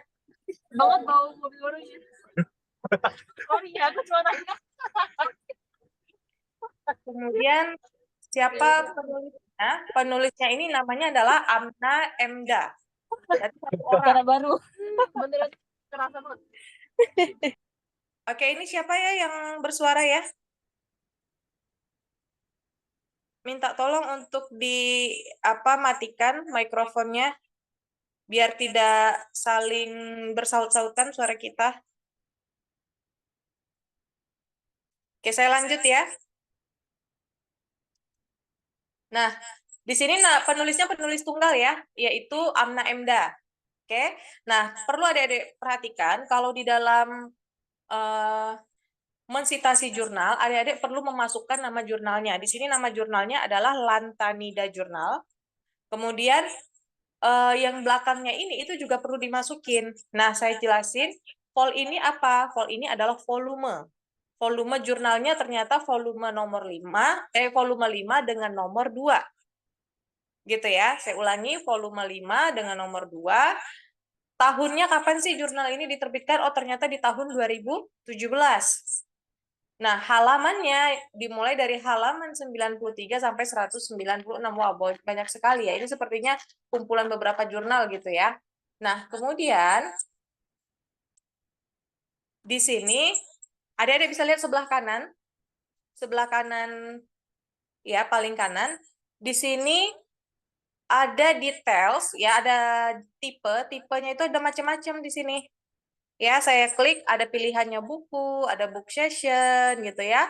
Macam-macam. Nah, karena berhubung di sini referensi yang mau saya gunakan adalah jurnal, maka di sini saya klik jurnal artikel. Gitu ya. Kenapa harus kita pilih seperti ini? Karena tentunya akan berbeda. Kalau kita mau mengambil referensi jurnal, referensi buku, itu pasti akan berbeda apa yang akan kita input. Di bawahnya ini keterangan-keterangannya ya. Kalau jurnal jelas nanti akan kita isi di sini tahunnya, volumenya, isu itu adalah nomornya gitu ya, sama halamannya. Ketika nanti kita mau memasukkan referensinya itu berupa buku, nggak akan seperti ini tampilannya atau keterangannya, berbeda lagi. Kalau buku tersendiri seperti ini. Nah, ini buku ya, buku ada book session, udah beda-beda gitu ya. Nah, ini sepertinya saya nggak tahu ini apa karena memang seperti ini formatnya atau mungkin karena Mendeley saya belum ke-update menjadi versi yang terbaru, tapi setahu saya kalau untuk buku itu memang kita tidak ada volume dan nomornya seperti itu ya. Dan itu biasanya kita gunakan di dalam jurnal ya. Nah, kalau jurnal seperti ini ya, sesuai dengan apa yang ditampilkan dalam jurnal. Seperti itu. Nah, sekarang saya mau kasih tahu bagaimana cara kita menyesuaikan apa yang ada di jurnal dengan apa yang sudah terformat di dalam Mendeley. Pertama di sini judul. kita perhatikan apakah judulnya sudah sesuai. Biasanya dia otomatis. Terkadang adik-adik jangan terlalu percaya juga dengan hasil penginputan Mendeley secara otomatis. Karena bisa jadi ada beberapa keterangan di situ yang tidak sesuai, makanya harus adik-adik cek lagi. Gitu ya. Nah, kebetulan di sini judulnya sama. Ya, kedudukan motivasi belajar siswa dalam pembelajaran. Nah, sama judulnya ya. Kemudian autornya adalah penulis. Ya, penulisnya di sini karena penulisnya tunggal yaitu hanya Amna Emda. Gimana sih cara menulisnya? Pertama adalah nama belakangnya terlebih dahulu, bukan nama depan. Ya, nama belakangnya terlebih dahulu kita di sini kan bisa lihat nama belakangnya adalah Emda, maka Emda yang kita masukin. Setelah itu tanda koma dan dilanjutkan nama depannya yaitu Amna. Kalau namanya 3 suku kata bagaimana, Bu? Tetap nama terakhir yang kita masukin. Ya, nama terakhir yang kita masukin, kemudian koma dilanjutkan dengan nama pertama kata pertama pada nama tersebut dan kata keduanya, nama keduanya. Seperti itu. Kemudian kita lanjutkan lagi dengan nama jurnalnya.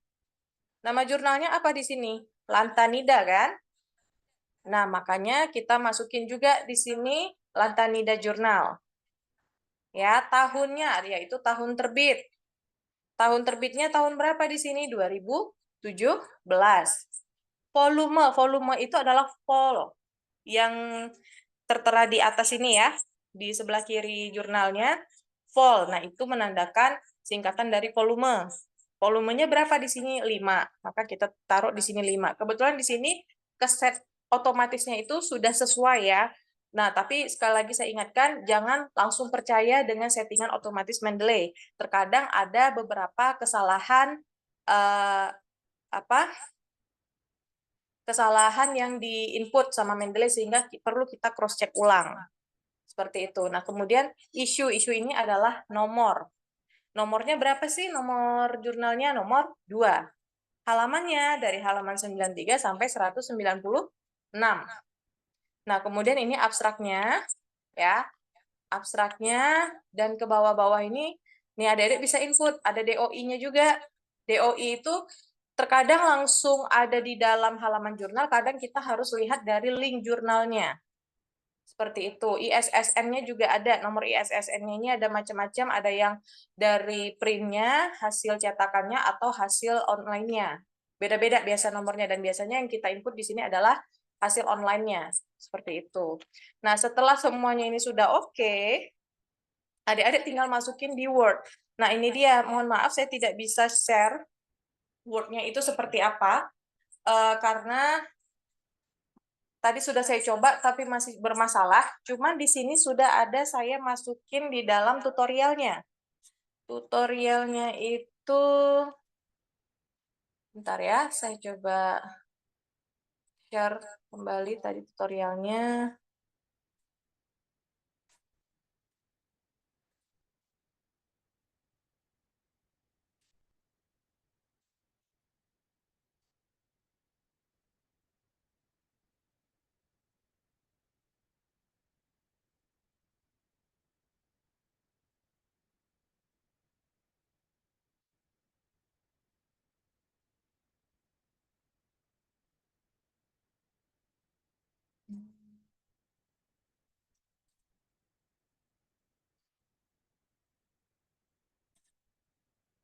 Belum terganti ya di situ ya.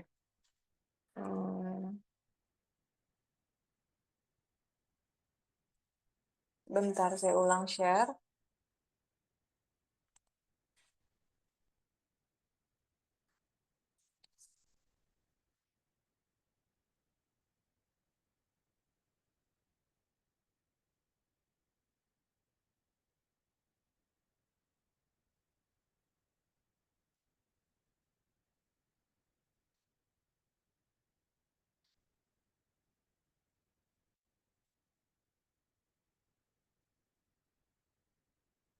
Mohon maaf, ini Bu Nana, saya keluar ya dari sini ya?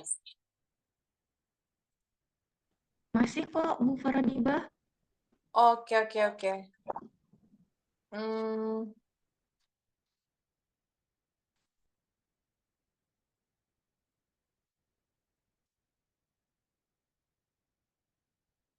Oke. Nah, ini dia ya. Nah, jadi nantinya dia itu misalkan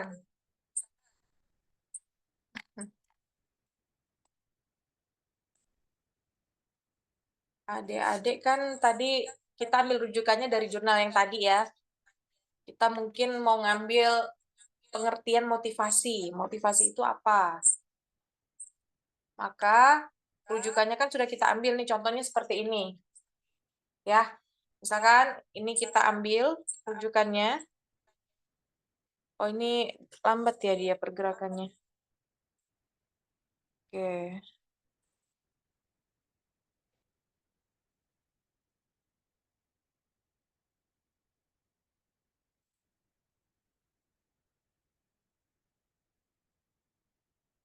Oke. Nah, misalkan ini ya, seperti ini. Nah, saya mau ambil pengertian ini nih. Ini yang ada di tutorial ya. Tutorial. Saya ambil, terus saya pindahkan ke Word. Ini dia. Nah, setelah saya pindahkan, berikutnya kan kita mau memasukkan nama penulisnya. Nah, maka dari itu, di sini adik-adik bisa klik di Word-nya, di file tugas akhir, bagian reference. Kemudian, kalau adik-adik sudah install Mendeley, tentunya nanti akan ada muncul satu menu dengan logo Mendeley di sini. Ya, di sini tulisannya insert citation. Itu maksudnya kita memasukkan referensi kita. Kita memasukkan nama penulisnya di situ. Ya, adik-adik bisa klik di situ. Ya, untuk melingkan tugas akhir kita dengan referensi yang ada di Mendeley tadi yang sudah kita input. Gitu. Kemudian adik-adik di sini bisa memasukkan nama orangnya. Ya, di sini ternyata namanya Risnita. Ya, Risnita 2012. Ya. Setelah itu namanya otomatis akan keluar. Jadi ini nggak kita ketik secara manual. Ini langsung keluar. Ya, ketika kita insert Mendeley insert citation tadi, kita klik nama Risnita itu. Ya. Kita klik nama Risnita itu di sini. Ketika sudah keluar nama penulis dengan judul jurnalnya, maka kita klik OK. Otomatis dia akan keluar seperti ini. Gitu, ya. Kemudian setelah keluar seperti ini, nantinya nama Risnita ini harus ada di daftar pustaka. Gimana caranya biar biar dia langsung terkoneksi ke daftar pustakanya? Nah, jadi caranya adik-adik klik insert bibliografi di reference tadi. Ya, jadi ini referensinya tadi, ya masih tetap dengan menu ini ya, menu referensi. Tadi kan kita masukkan nama penulisnya melalui insert citation. Ya, kita masukin nama penulisnya, udah keluar tadi kan Risnita. Kemudian kita mau buat daftar pustakanya itu. Ya, nama Risnita itu kita masukkan ke dalam daftar pustaka. Caranya dengan menu yang tadi juga, adik-adik klik insert bibliografi. Maka otomatis dia akan keluar seperti ini. Nah, ini kebetulan kalau di dalam tutorial saya, style penulisannya itu APA. Nah, tadi Bu Nana jelasin untuk struktur penulisan tugas akhirnya itu menggunakan style Harvard ya, Bu ya? Iya, Bu Faradiba, benar. Jadi adik-adik nanti bisa menyesuaikan stylenya macam-macam di sini. Banyak pilihannya. Ya, sesuaikan sesuai dengan apa yang sudah ditentukan sama prodi. Ya, untuk penyusunan daftar pustakanya. Kalau yang diminta Harvard berarti ganti stylenya dengan Harvard. Ya, ini kebetulan style yang saya gunakan yang saya masukkan ke dalam tutorial yaitu menggunakan APA. Jadi penulisannya itu seperti ini nantinya. Bukan strukturnya ya, struktur daftar pustakanya itu seperti ini. Jadi ada nama, tahun. Nah, kemudian ada judul jurnalnya. Terus ada nama jurnalnya disertai dengan volumenya, nomornya, dan halamannya. Di bawahnya ini adalah link jurnalnya itu. Nah, ini karena cuma satu referensinya yang dicontohkan, maka daftar pustakanya juga satu. Nah, adik-adik kalau misalkan di dalam tugas akhirnya itu mensitasi kurang lebih ada 20 referensi. Misalkan seperti itu. Nah, saran saya, insert bibliografinya ini itu di akhir aja ketika sudah terisi semua referensi-referensi yang adik-adik gunakan. Kalau sudah lengkap semuanya, baru terakhir insert bibliografi. Baru nanti dia akan otomatis keset itu dari referensi pertama yang adik-adik gunakan sampai referensi ke-20. Langsung otomatis. Kalau adik-adik misalkan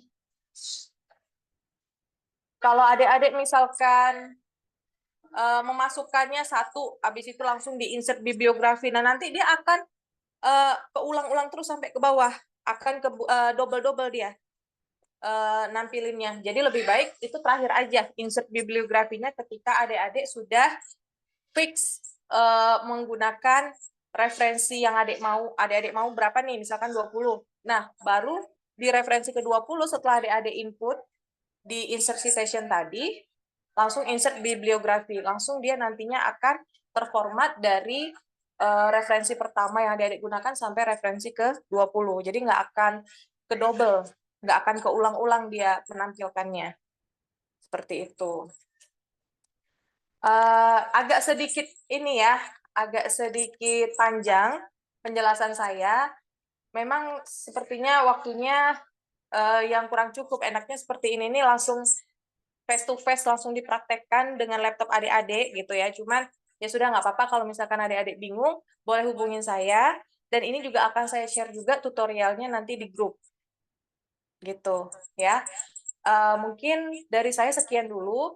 Saya kasih kesempatan, mana tahu ada adik-adik yang mau bertanya, silakan. Atau mungkin ke Bu Nana terlebih dahulu, biar nanti Bu Nana aja yang membuka pertanyaan jika ada yang mau bertanya. Baik, Bu Faradiba, terima kasih. Mungkin kita selesaikan materinya dulu semuanya, Bu, baru nanti kita buka sesi tanya jawab ya, Bu. Oke, Bu Nana. Oke, terima kasih Bu Faradiba atas penyampaian materinya mengenai penggunaan rujukan dan juga citasi. Selanjutnya adalah materi mengenai manajemen waktu dan strategi penyelesaian tugas akhir yang akan disampaikan oleh Ibu Widya Reza Emstad. Untuk itu kepada Ibu Widya Reza kami persilahkan. Oke, selamat malam. Assalamualaikum warahmatullahi wabarakatuh. Saya mau cek nih, ini masih bangun apa udah tidur ya? Salah satunya mau saya cek ini Nael. Nael masih ada? Udah tidur. Masih ada, Bu. Andre. Ada, Bu. Andre ada? Ada, Bu. Ada. Luis? Luis sudah tidur dia. Ada, Bu. Oh, ada ya. Oke. Agak Adalah tarik, Bu. kalau ada berarti saya lanjut ya. Dari saya mungkin tidak banyak ya. Coba saya share screen di sini.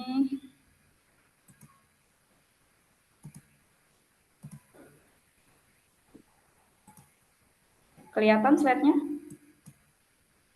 Terlihat, Bu. Aman, Bu. Kelihatan. Oke.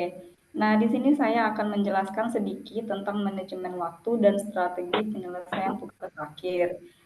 Nah, mungkin juga kalian udah tahu ya manajemen waktu itu apa. Di sini manajemen waktu itu sendiri merupakan perencanaan, pengorganisasian, penggerakan dan pengawasan produktivitas waktu sehingga dapat melakukan suatu kegiatan secara efektif. Nah, kegiatan di sini adalah penulisan skripsi. Nah, kenapa penting manajemen waktu itu? Yang pertama, manajemen waktu bisa membantu kita untuk bekerja lebih efektif dengan skala prioritas. Nah, kalau dalam hal ini skripsi ya, jadi kalian itu bisa mengerjakan skripsinya lebih efektif dengan skala prioritas kalian. Tentunya kalian sendiri punya prioritas yang berbeda-beda ya. Mungkin Endang prioritasnya itu mau lulus dalam selesai sidang dalam 2 bulan, yang lain mungkin ada yang mau 2 tahun kan, jadi beda ya prioritasnya ya. Nah, di sini yang kedua menjauhkan kita dari stres. Nah, jadi kalau kita udah manajemen waktu, jadi kita udah tahu nih hari ini kita ngapain, besok ngapain gitu. Jadi kita nggak stres, nggak numpuk semua kerjaannya. Apalagi kalian kelas karyawan ya kebanyakan. Yang ketiga, bisa membuat kita lebih produktif. Nah, yang tadi karena kita sudah punya timeline, jadi pekerjaan itu mau nggak mau harus kita selesaikan dalam tenggang waktu yang sudah kita tentukan. Yang keempat itu mengurangi kecenderungan menunda. Nah, inilah penyakit mahasiswa ketika mengerjakan skripsi ya. Nah, di sini yang harus kita ingat supaya manajemen waktu kita itu bisa terlaksana. Yang pertama, waktu itu tidak dapat diganti atau waktu itu tidak dapat kembali.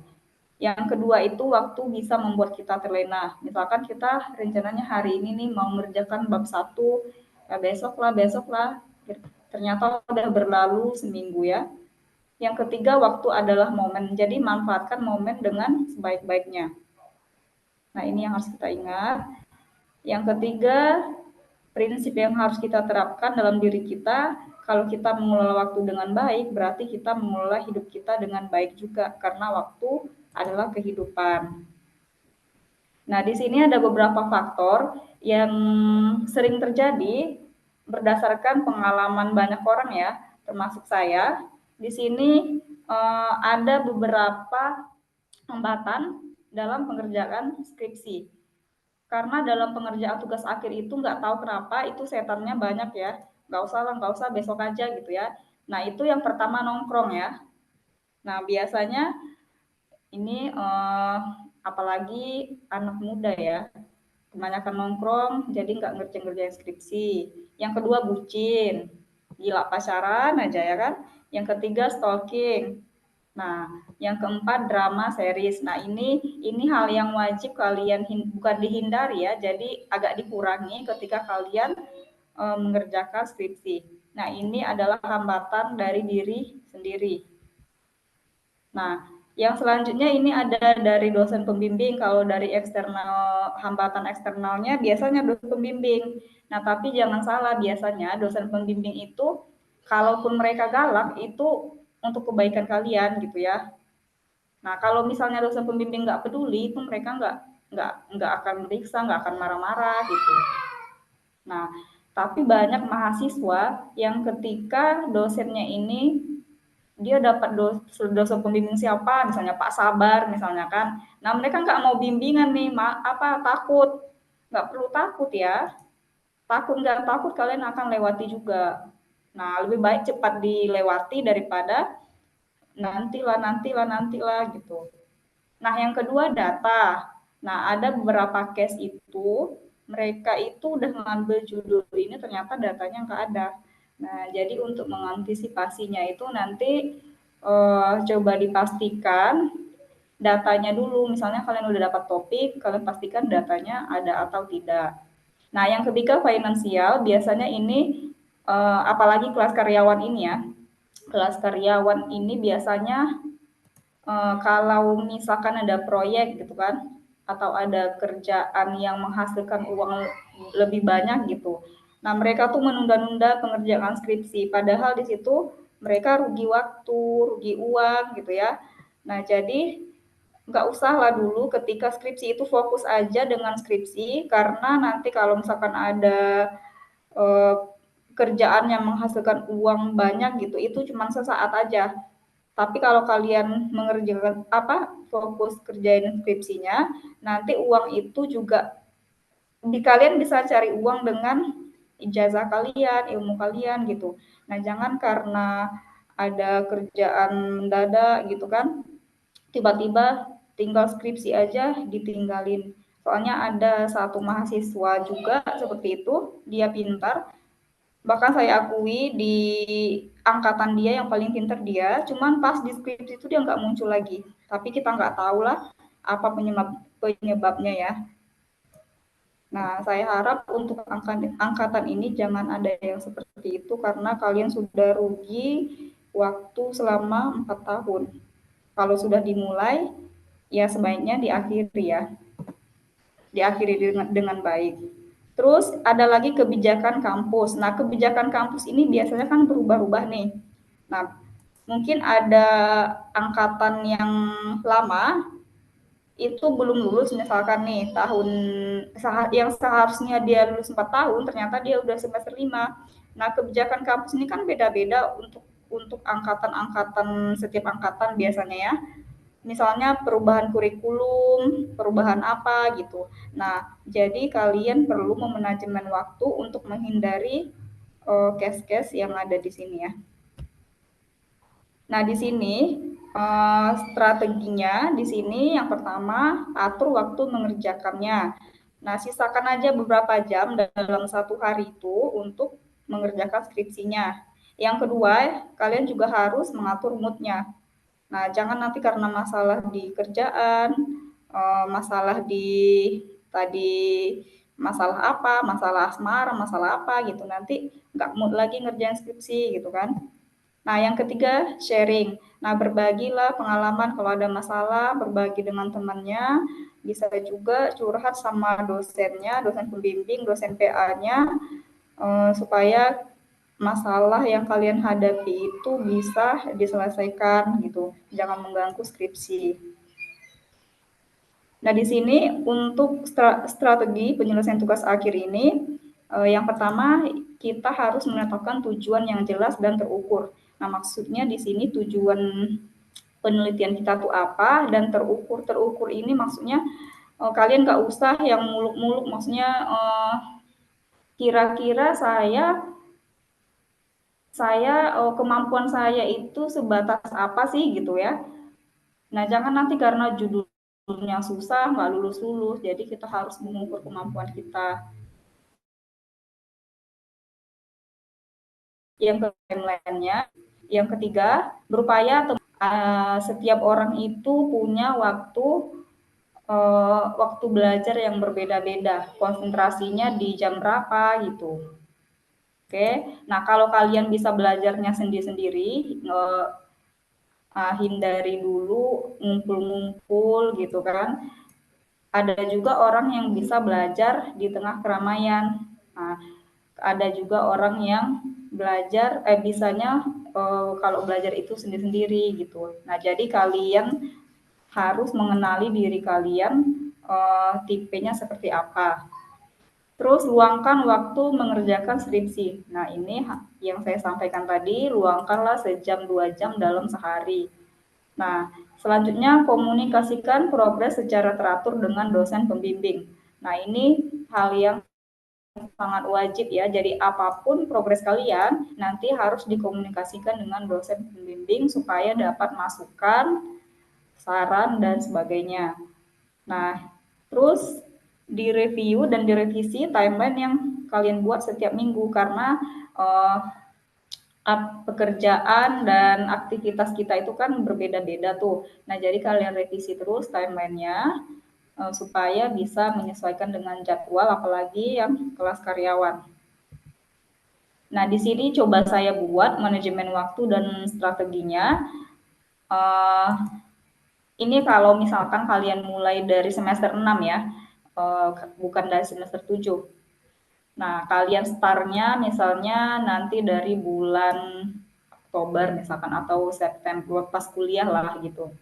Nah, minggu pertama sama kedua tuh kalian temukan topik dan metode analisis yang cocok ya. Nah, soalnya nanti di sini habis sosialisasi ini atau sebelum pengisian KRS kalau nggak salah tadi kata Bu Nana kalian sudah harus ada topik dan usulan dosen pembimbing. Nah, jadi kalau sudah ada nanti kalian bisa mendiskusikan topik dan metode analisisnya dengan dosen pembimbing yang sudah ditentukan nanti. Terus minggu ketiga dan keempat bisa kalian buat bab 1. Nah, karena bab 1 ini kalau menurut saya ini paling lama. Karena di sini kita butuh beberapa referensi. Nah, walaupun tidak selesai dalam 2 minggu, 3 minggu pun bisa. Nah, itu sesuai dengan kemampuan kalian. Yang penting kalian buat timeline-nya. Terus misalkan minggu kelima dan keenam, bab 2. Bab 2 ini hanya teori ya. Kita kopas teori, tidak apa-apa kita kopas teori dari penulis-penulis lain, asal kalian cantumkan referensinya. Terus minggu ke-7 dan ke-8, misalnya kalian buat bab 3. Terus minggu ke-9, 10, nah, dilaksanakan seminar proposal dan revisi. Biasanya ada revisi itu habis seminar proposal, ada juga yang ngulang seminar proposal kalau misalkan kesalahannya fatal gitu ya. Nah, minggu ke-11, nah mengumpulkan data. Nah, sebenarnya pengumpulan data ini juga harus kalian lakukan di awal. Maksudnya kalian pastikan ini data sudah ada apa tidak gitu ya. Terus minggu ke-12 dan 13, misalkan analisis data, ini misalkan ya saya buat. Terus minggu ke-14 dan 15, kalian menyusun bab 4 dan bab 5-nya. 16, 17, seminar hasil dan revisi. Minggu ke-18, sidang. Jadi selama 18 minggu itu, di timeline-nya udah selesai. Nah, berarti ini 1 semester ya, kalau 18 minggu. Nah, mungkin ada meleset-melesetnya lah, berapa minggu, agak 4 minggu, enggak. Nanti semester 8 itu sudah longgar lah ya, bukan mulai dari menemukan topik lagi. Nah, saya harap begitu ya. Nah, oke, nanti ini silakan dibaca aja biar nggak lama. Mungkin itu saja dari saya, Bu Nana. Saya akhiri. Selamat malam. Assalamualaikum warahmatullahi wabarakatuh. Waalaikumsalam warahmatullahi wabarakatuh. Terima kasih Ibu Widya Reza atas penyampaian materi mengenai manajemen waktu dan juga strategi penyelesaian tugas akhir. Baik, selanjutnya setelah semua materi disampaikan, yakni adalah sesi tanya jawab dan juga diskusi. Untuk itu kepada teman-teman mahasiswa dipersilahkan bagi yang memiliki keresahan atau pertanyaan bisa menanyakan langsung kepada dosen-dosen di matematika.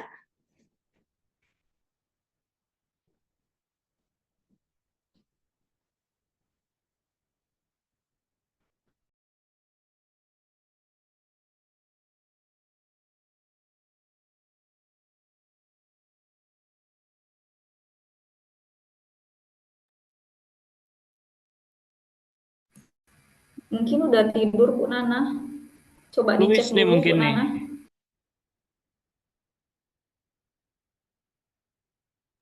Saya masih ada, Pak.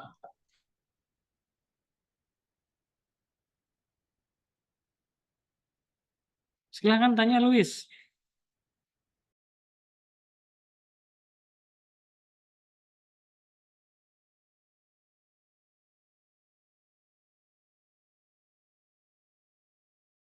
Izin nanya, Bu. Ya, dipersilakan Luis. Saya pernah dengar, Bu, metode untuk menentukan topik atau judul itu ada namanya RMC. Itu Ibu bisa minta tolong jelasin nggak ya, Bu, kalau Ibu tahu, Bu?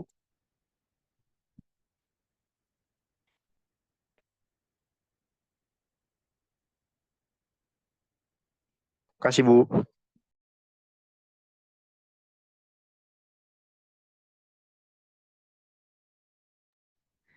Bagaimana Bapak Ibu dipersilakan. Ada pertanyaan pertama dari Luis. RMC ya Luis ya? Iya, Bu. Dengernya di mana nih Luis nih? RMC nih. Di medsos, Bu. FYP medsos saya ada isinya RMC, Bu.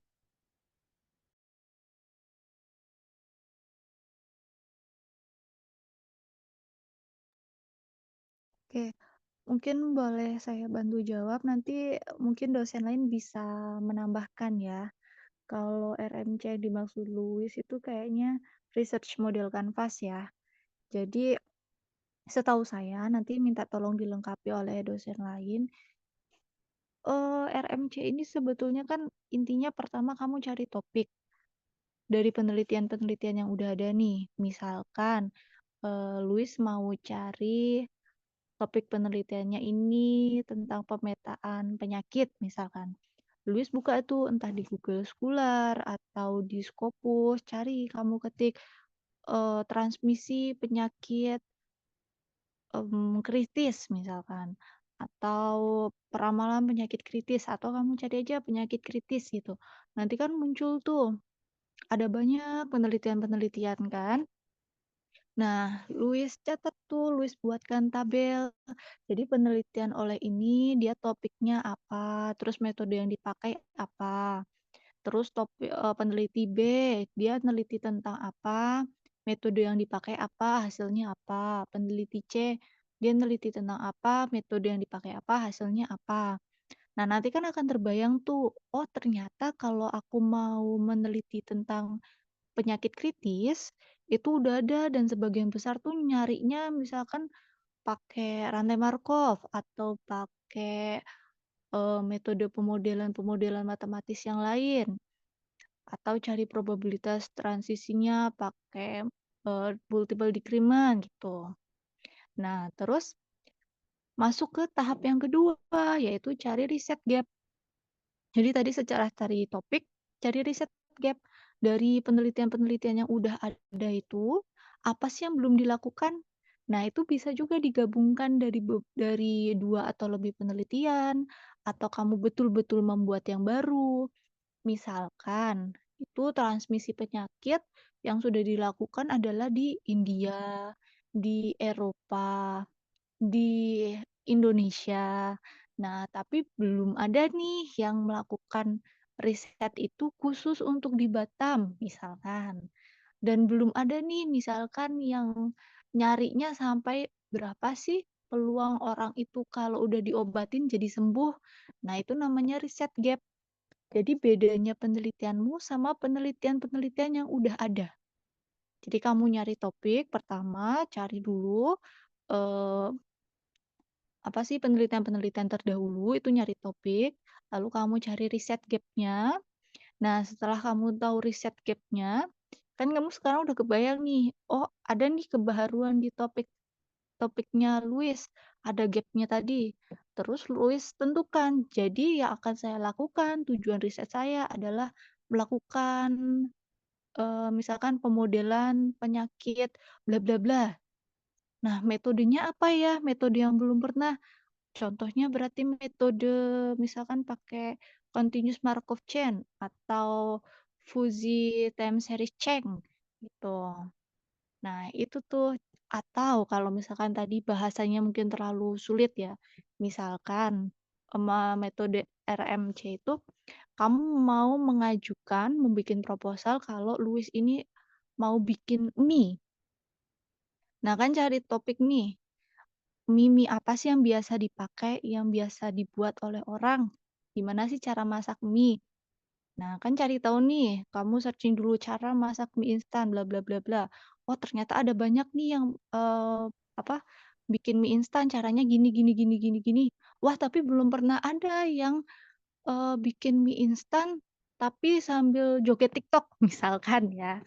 Nah, itu namanya gap-nya. Oh, berarti tujuan saya adalah mau bikin mie instan sambil joget TikTok, nanti pakai telurnya telur burung unta. Nah, itu nanti tujuan metodenya bagaimana. Metodenya berarti dimasak, gimana bla bla bla bla. Kurang lebih gitu, Luis. Nah, mungkin bisa ditambahkan oleh dosen lain. Terima kasih Bu Andini. Bagaimana Luis? Ya, lumayan jelas sih, Bu. Makasih banyak, Bu. Sama-sama, Luis. Oke, yang lain gimana nih? Ada yang punya keresahan juga? Atau ada yang kurang dipahami dari materi yang sudah disampaikan dosen-dosen matematika yang tadi? Atau ada yang mau melamar dosennya langsung ini untuk menjadi pembimbing, dipersilakan. Coba ada yang mau menyampaikan nggak?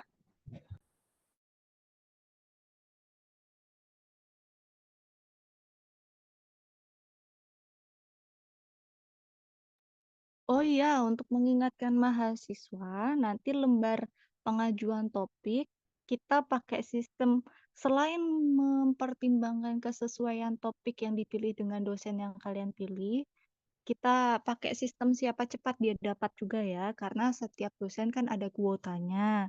Tidak mungkin satu dosen itu mengcover semua mahasiswa.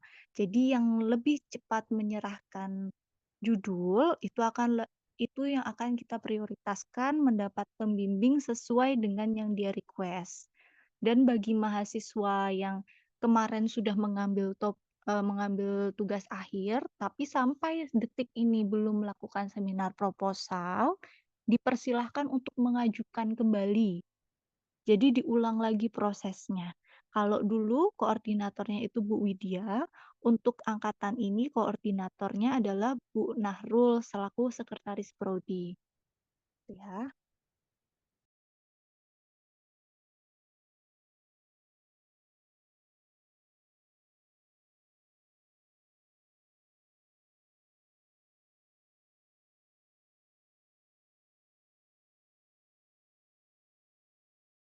Bagaimana teman-teman? Ada yang mau ditanyakan? Atau sudah dipahami semuanya ini tadi materi yang disampaikan oleh dosen-dosennya?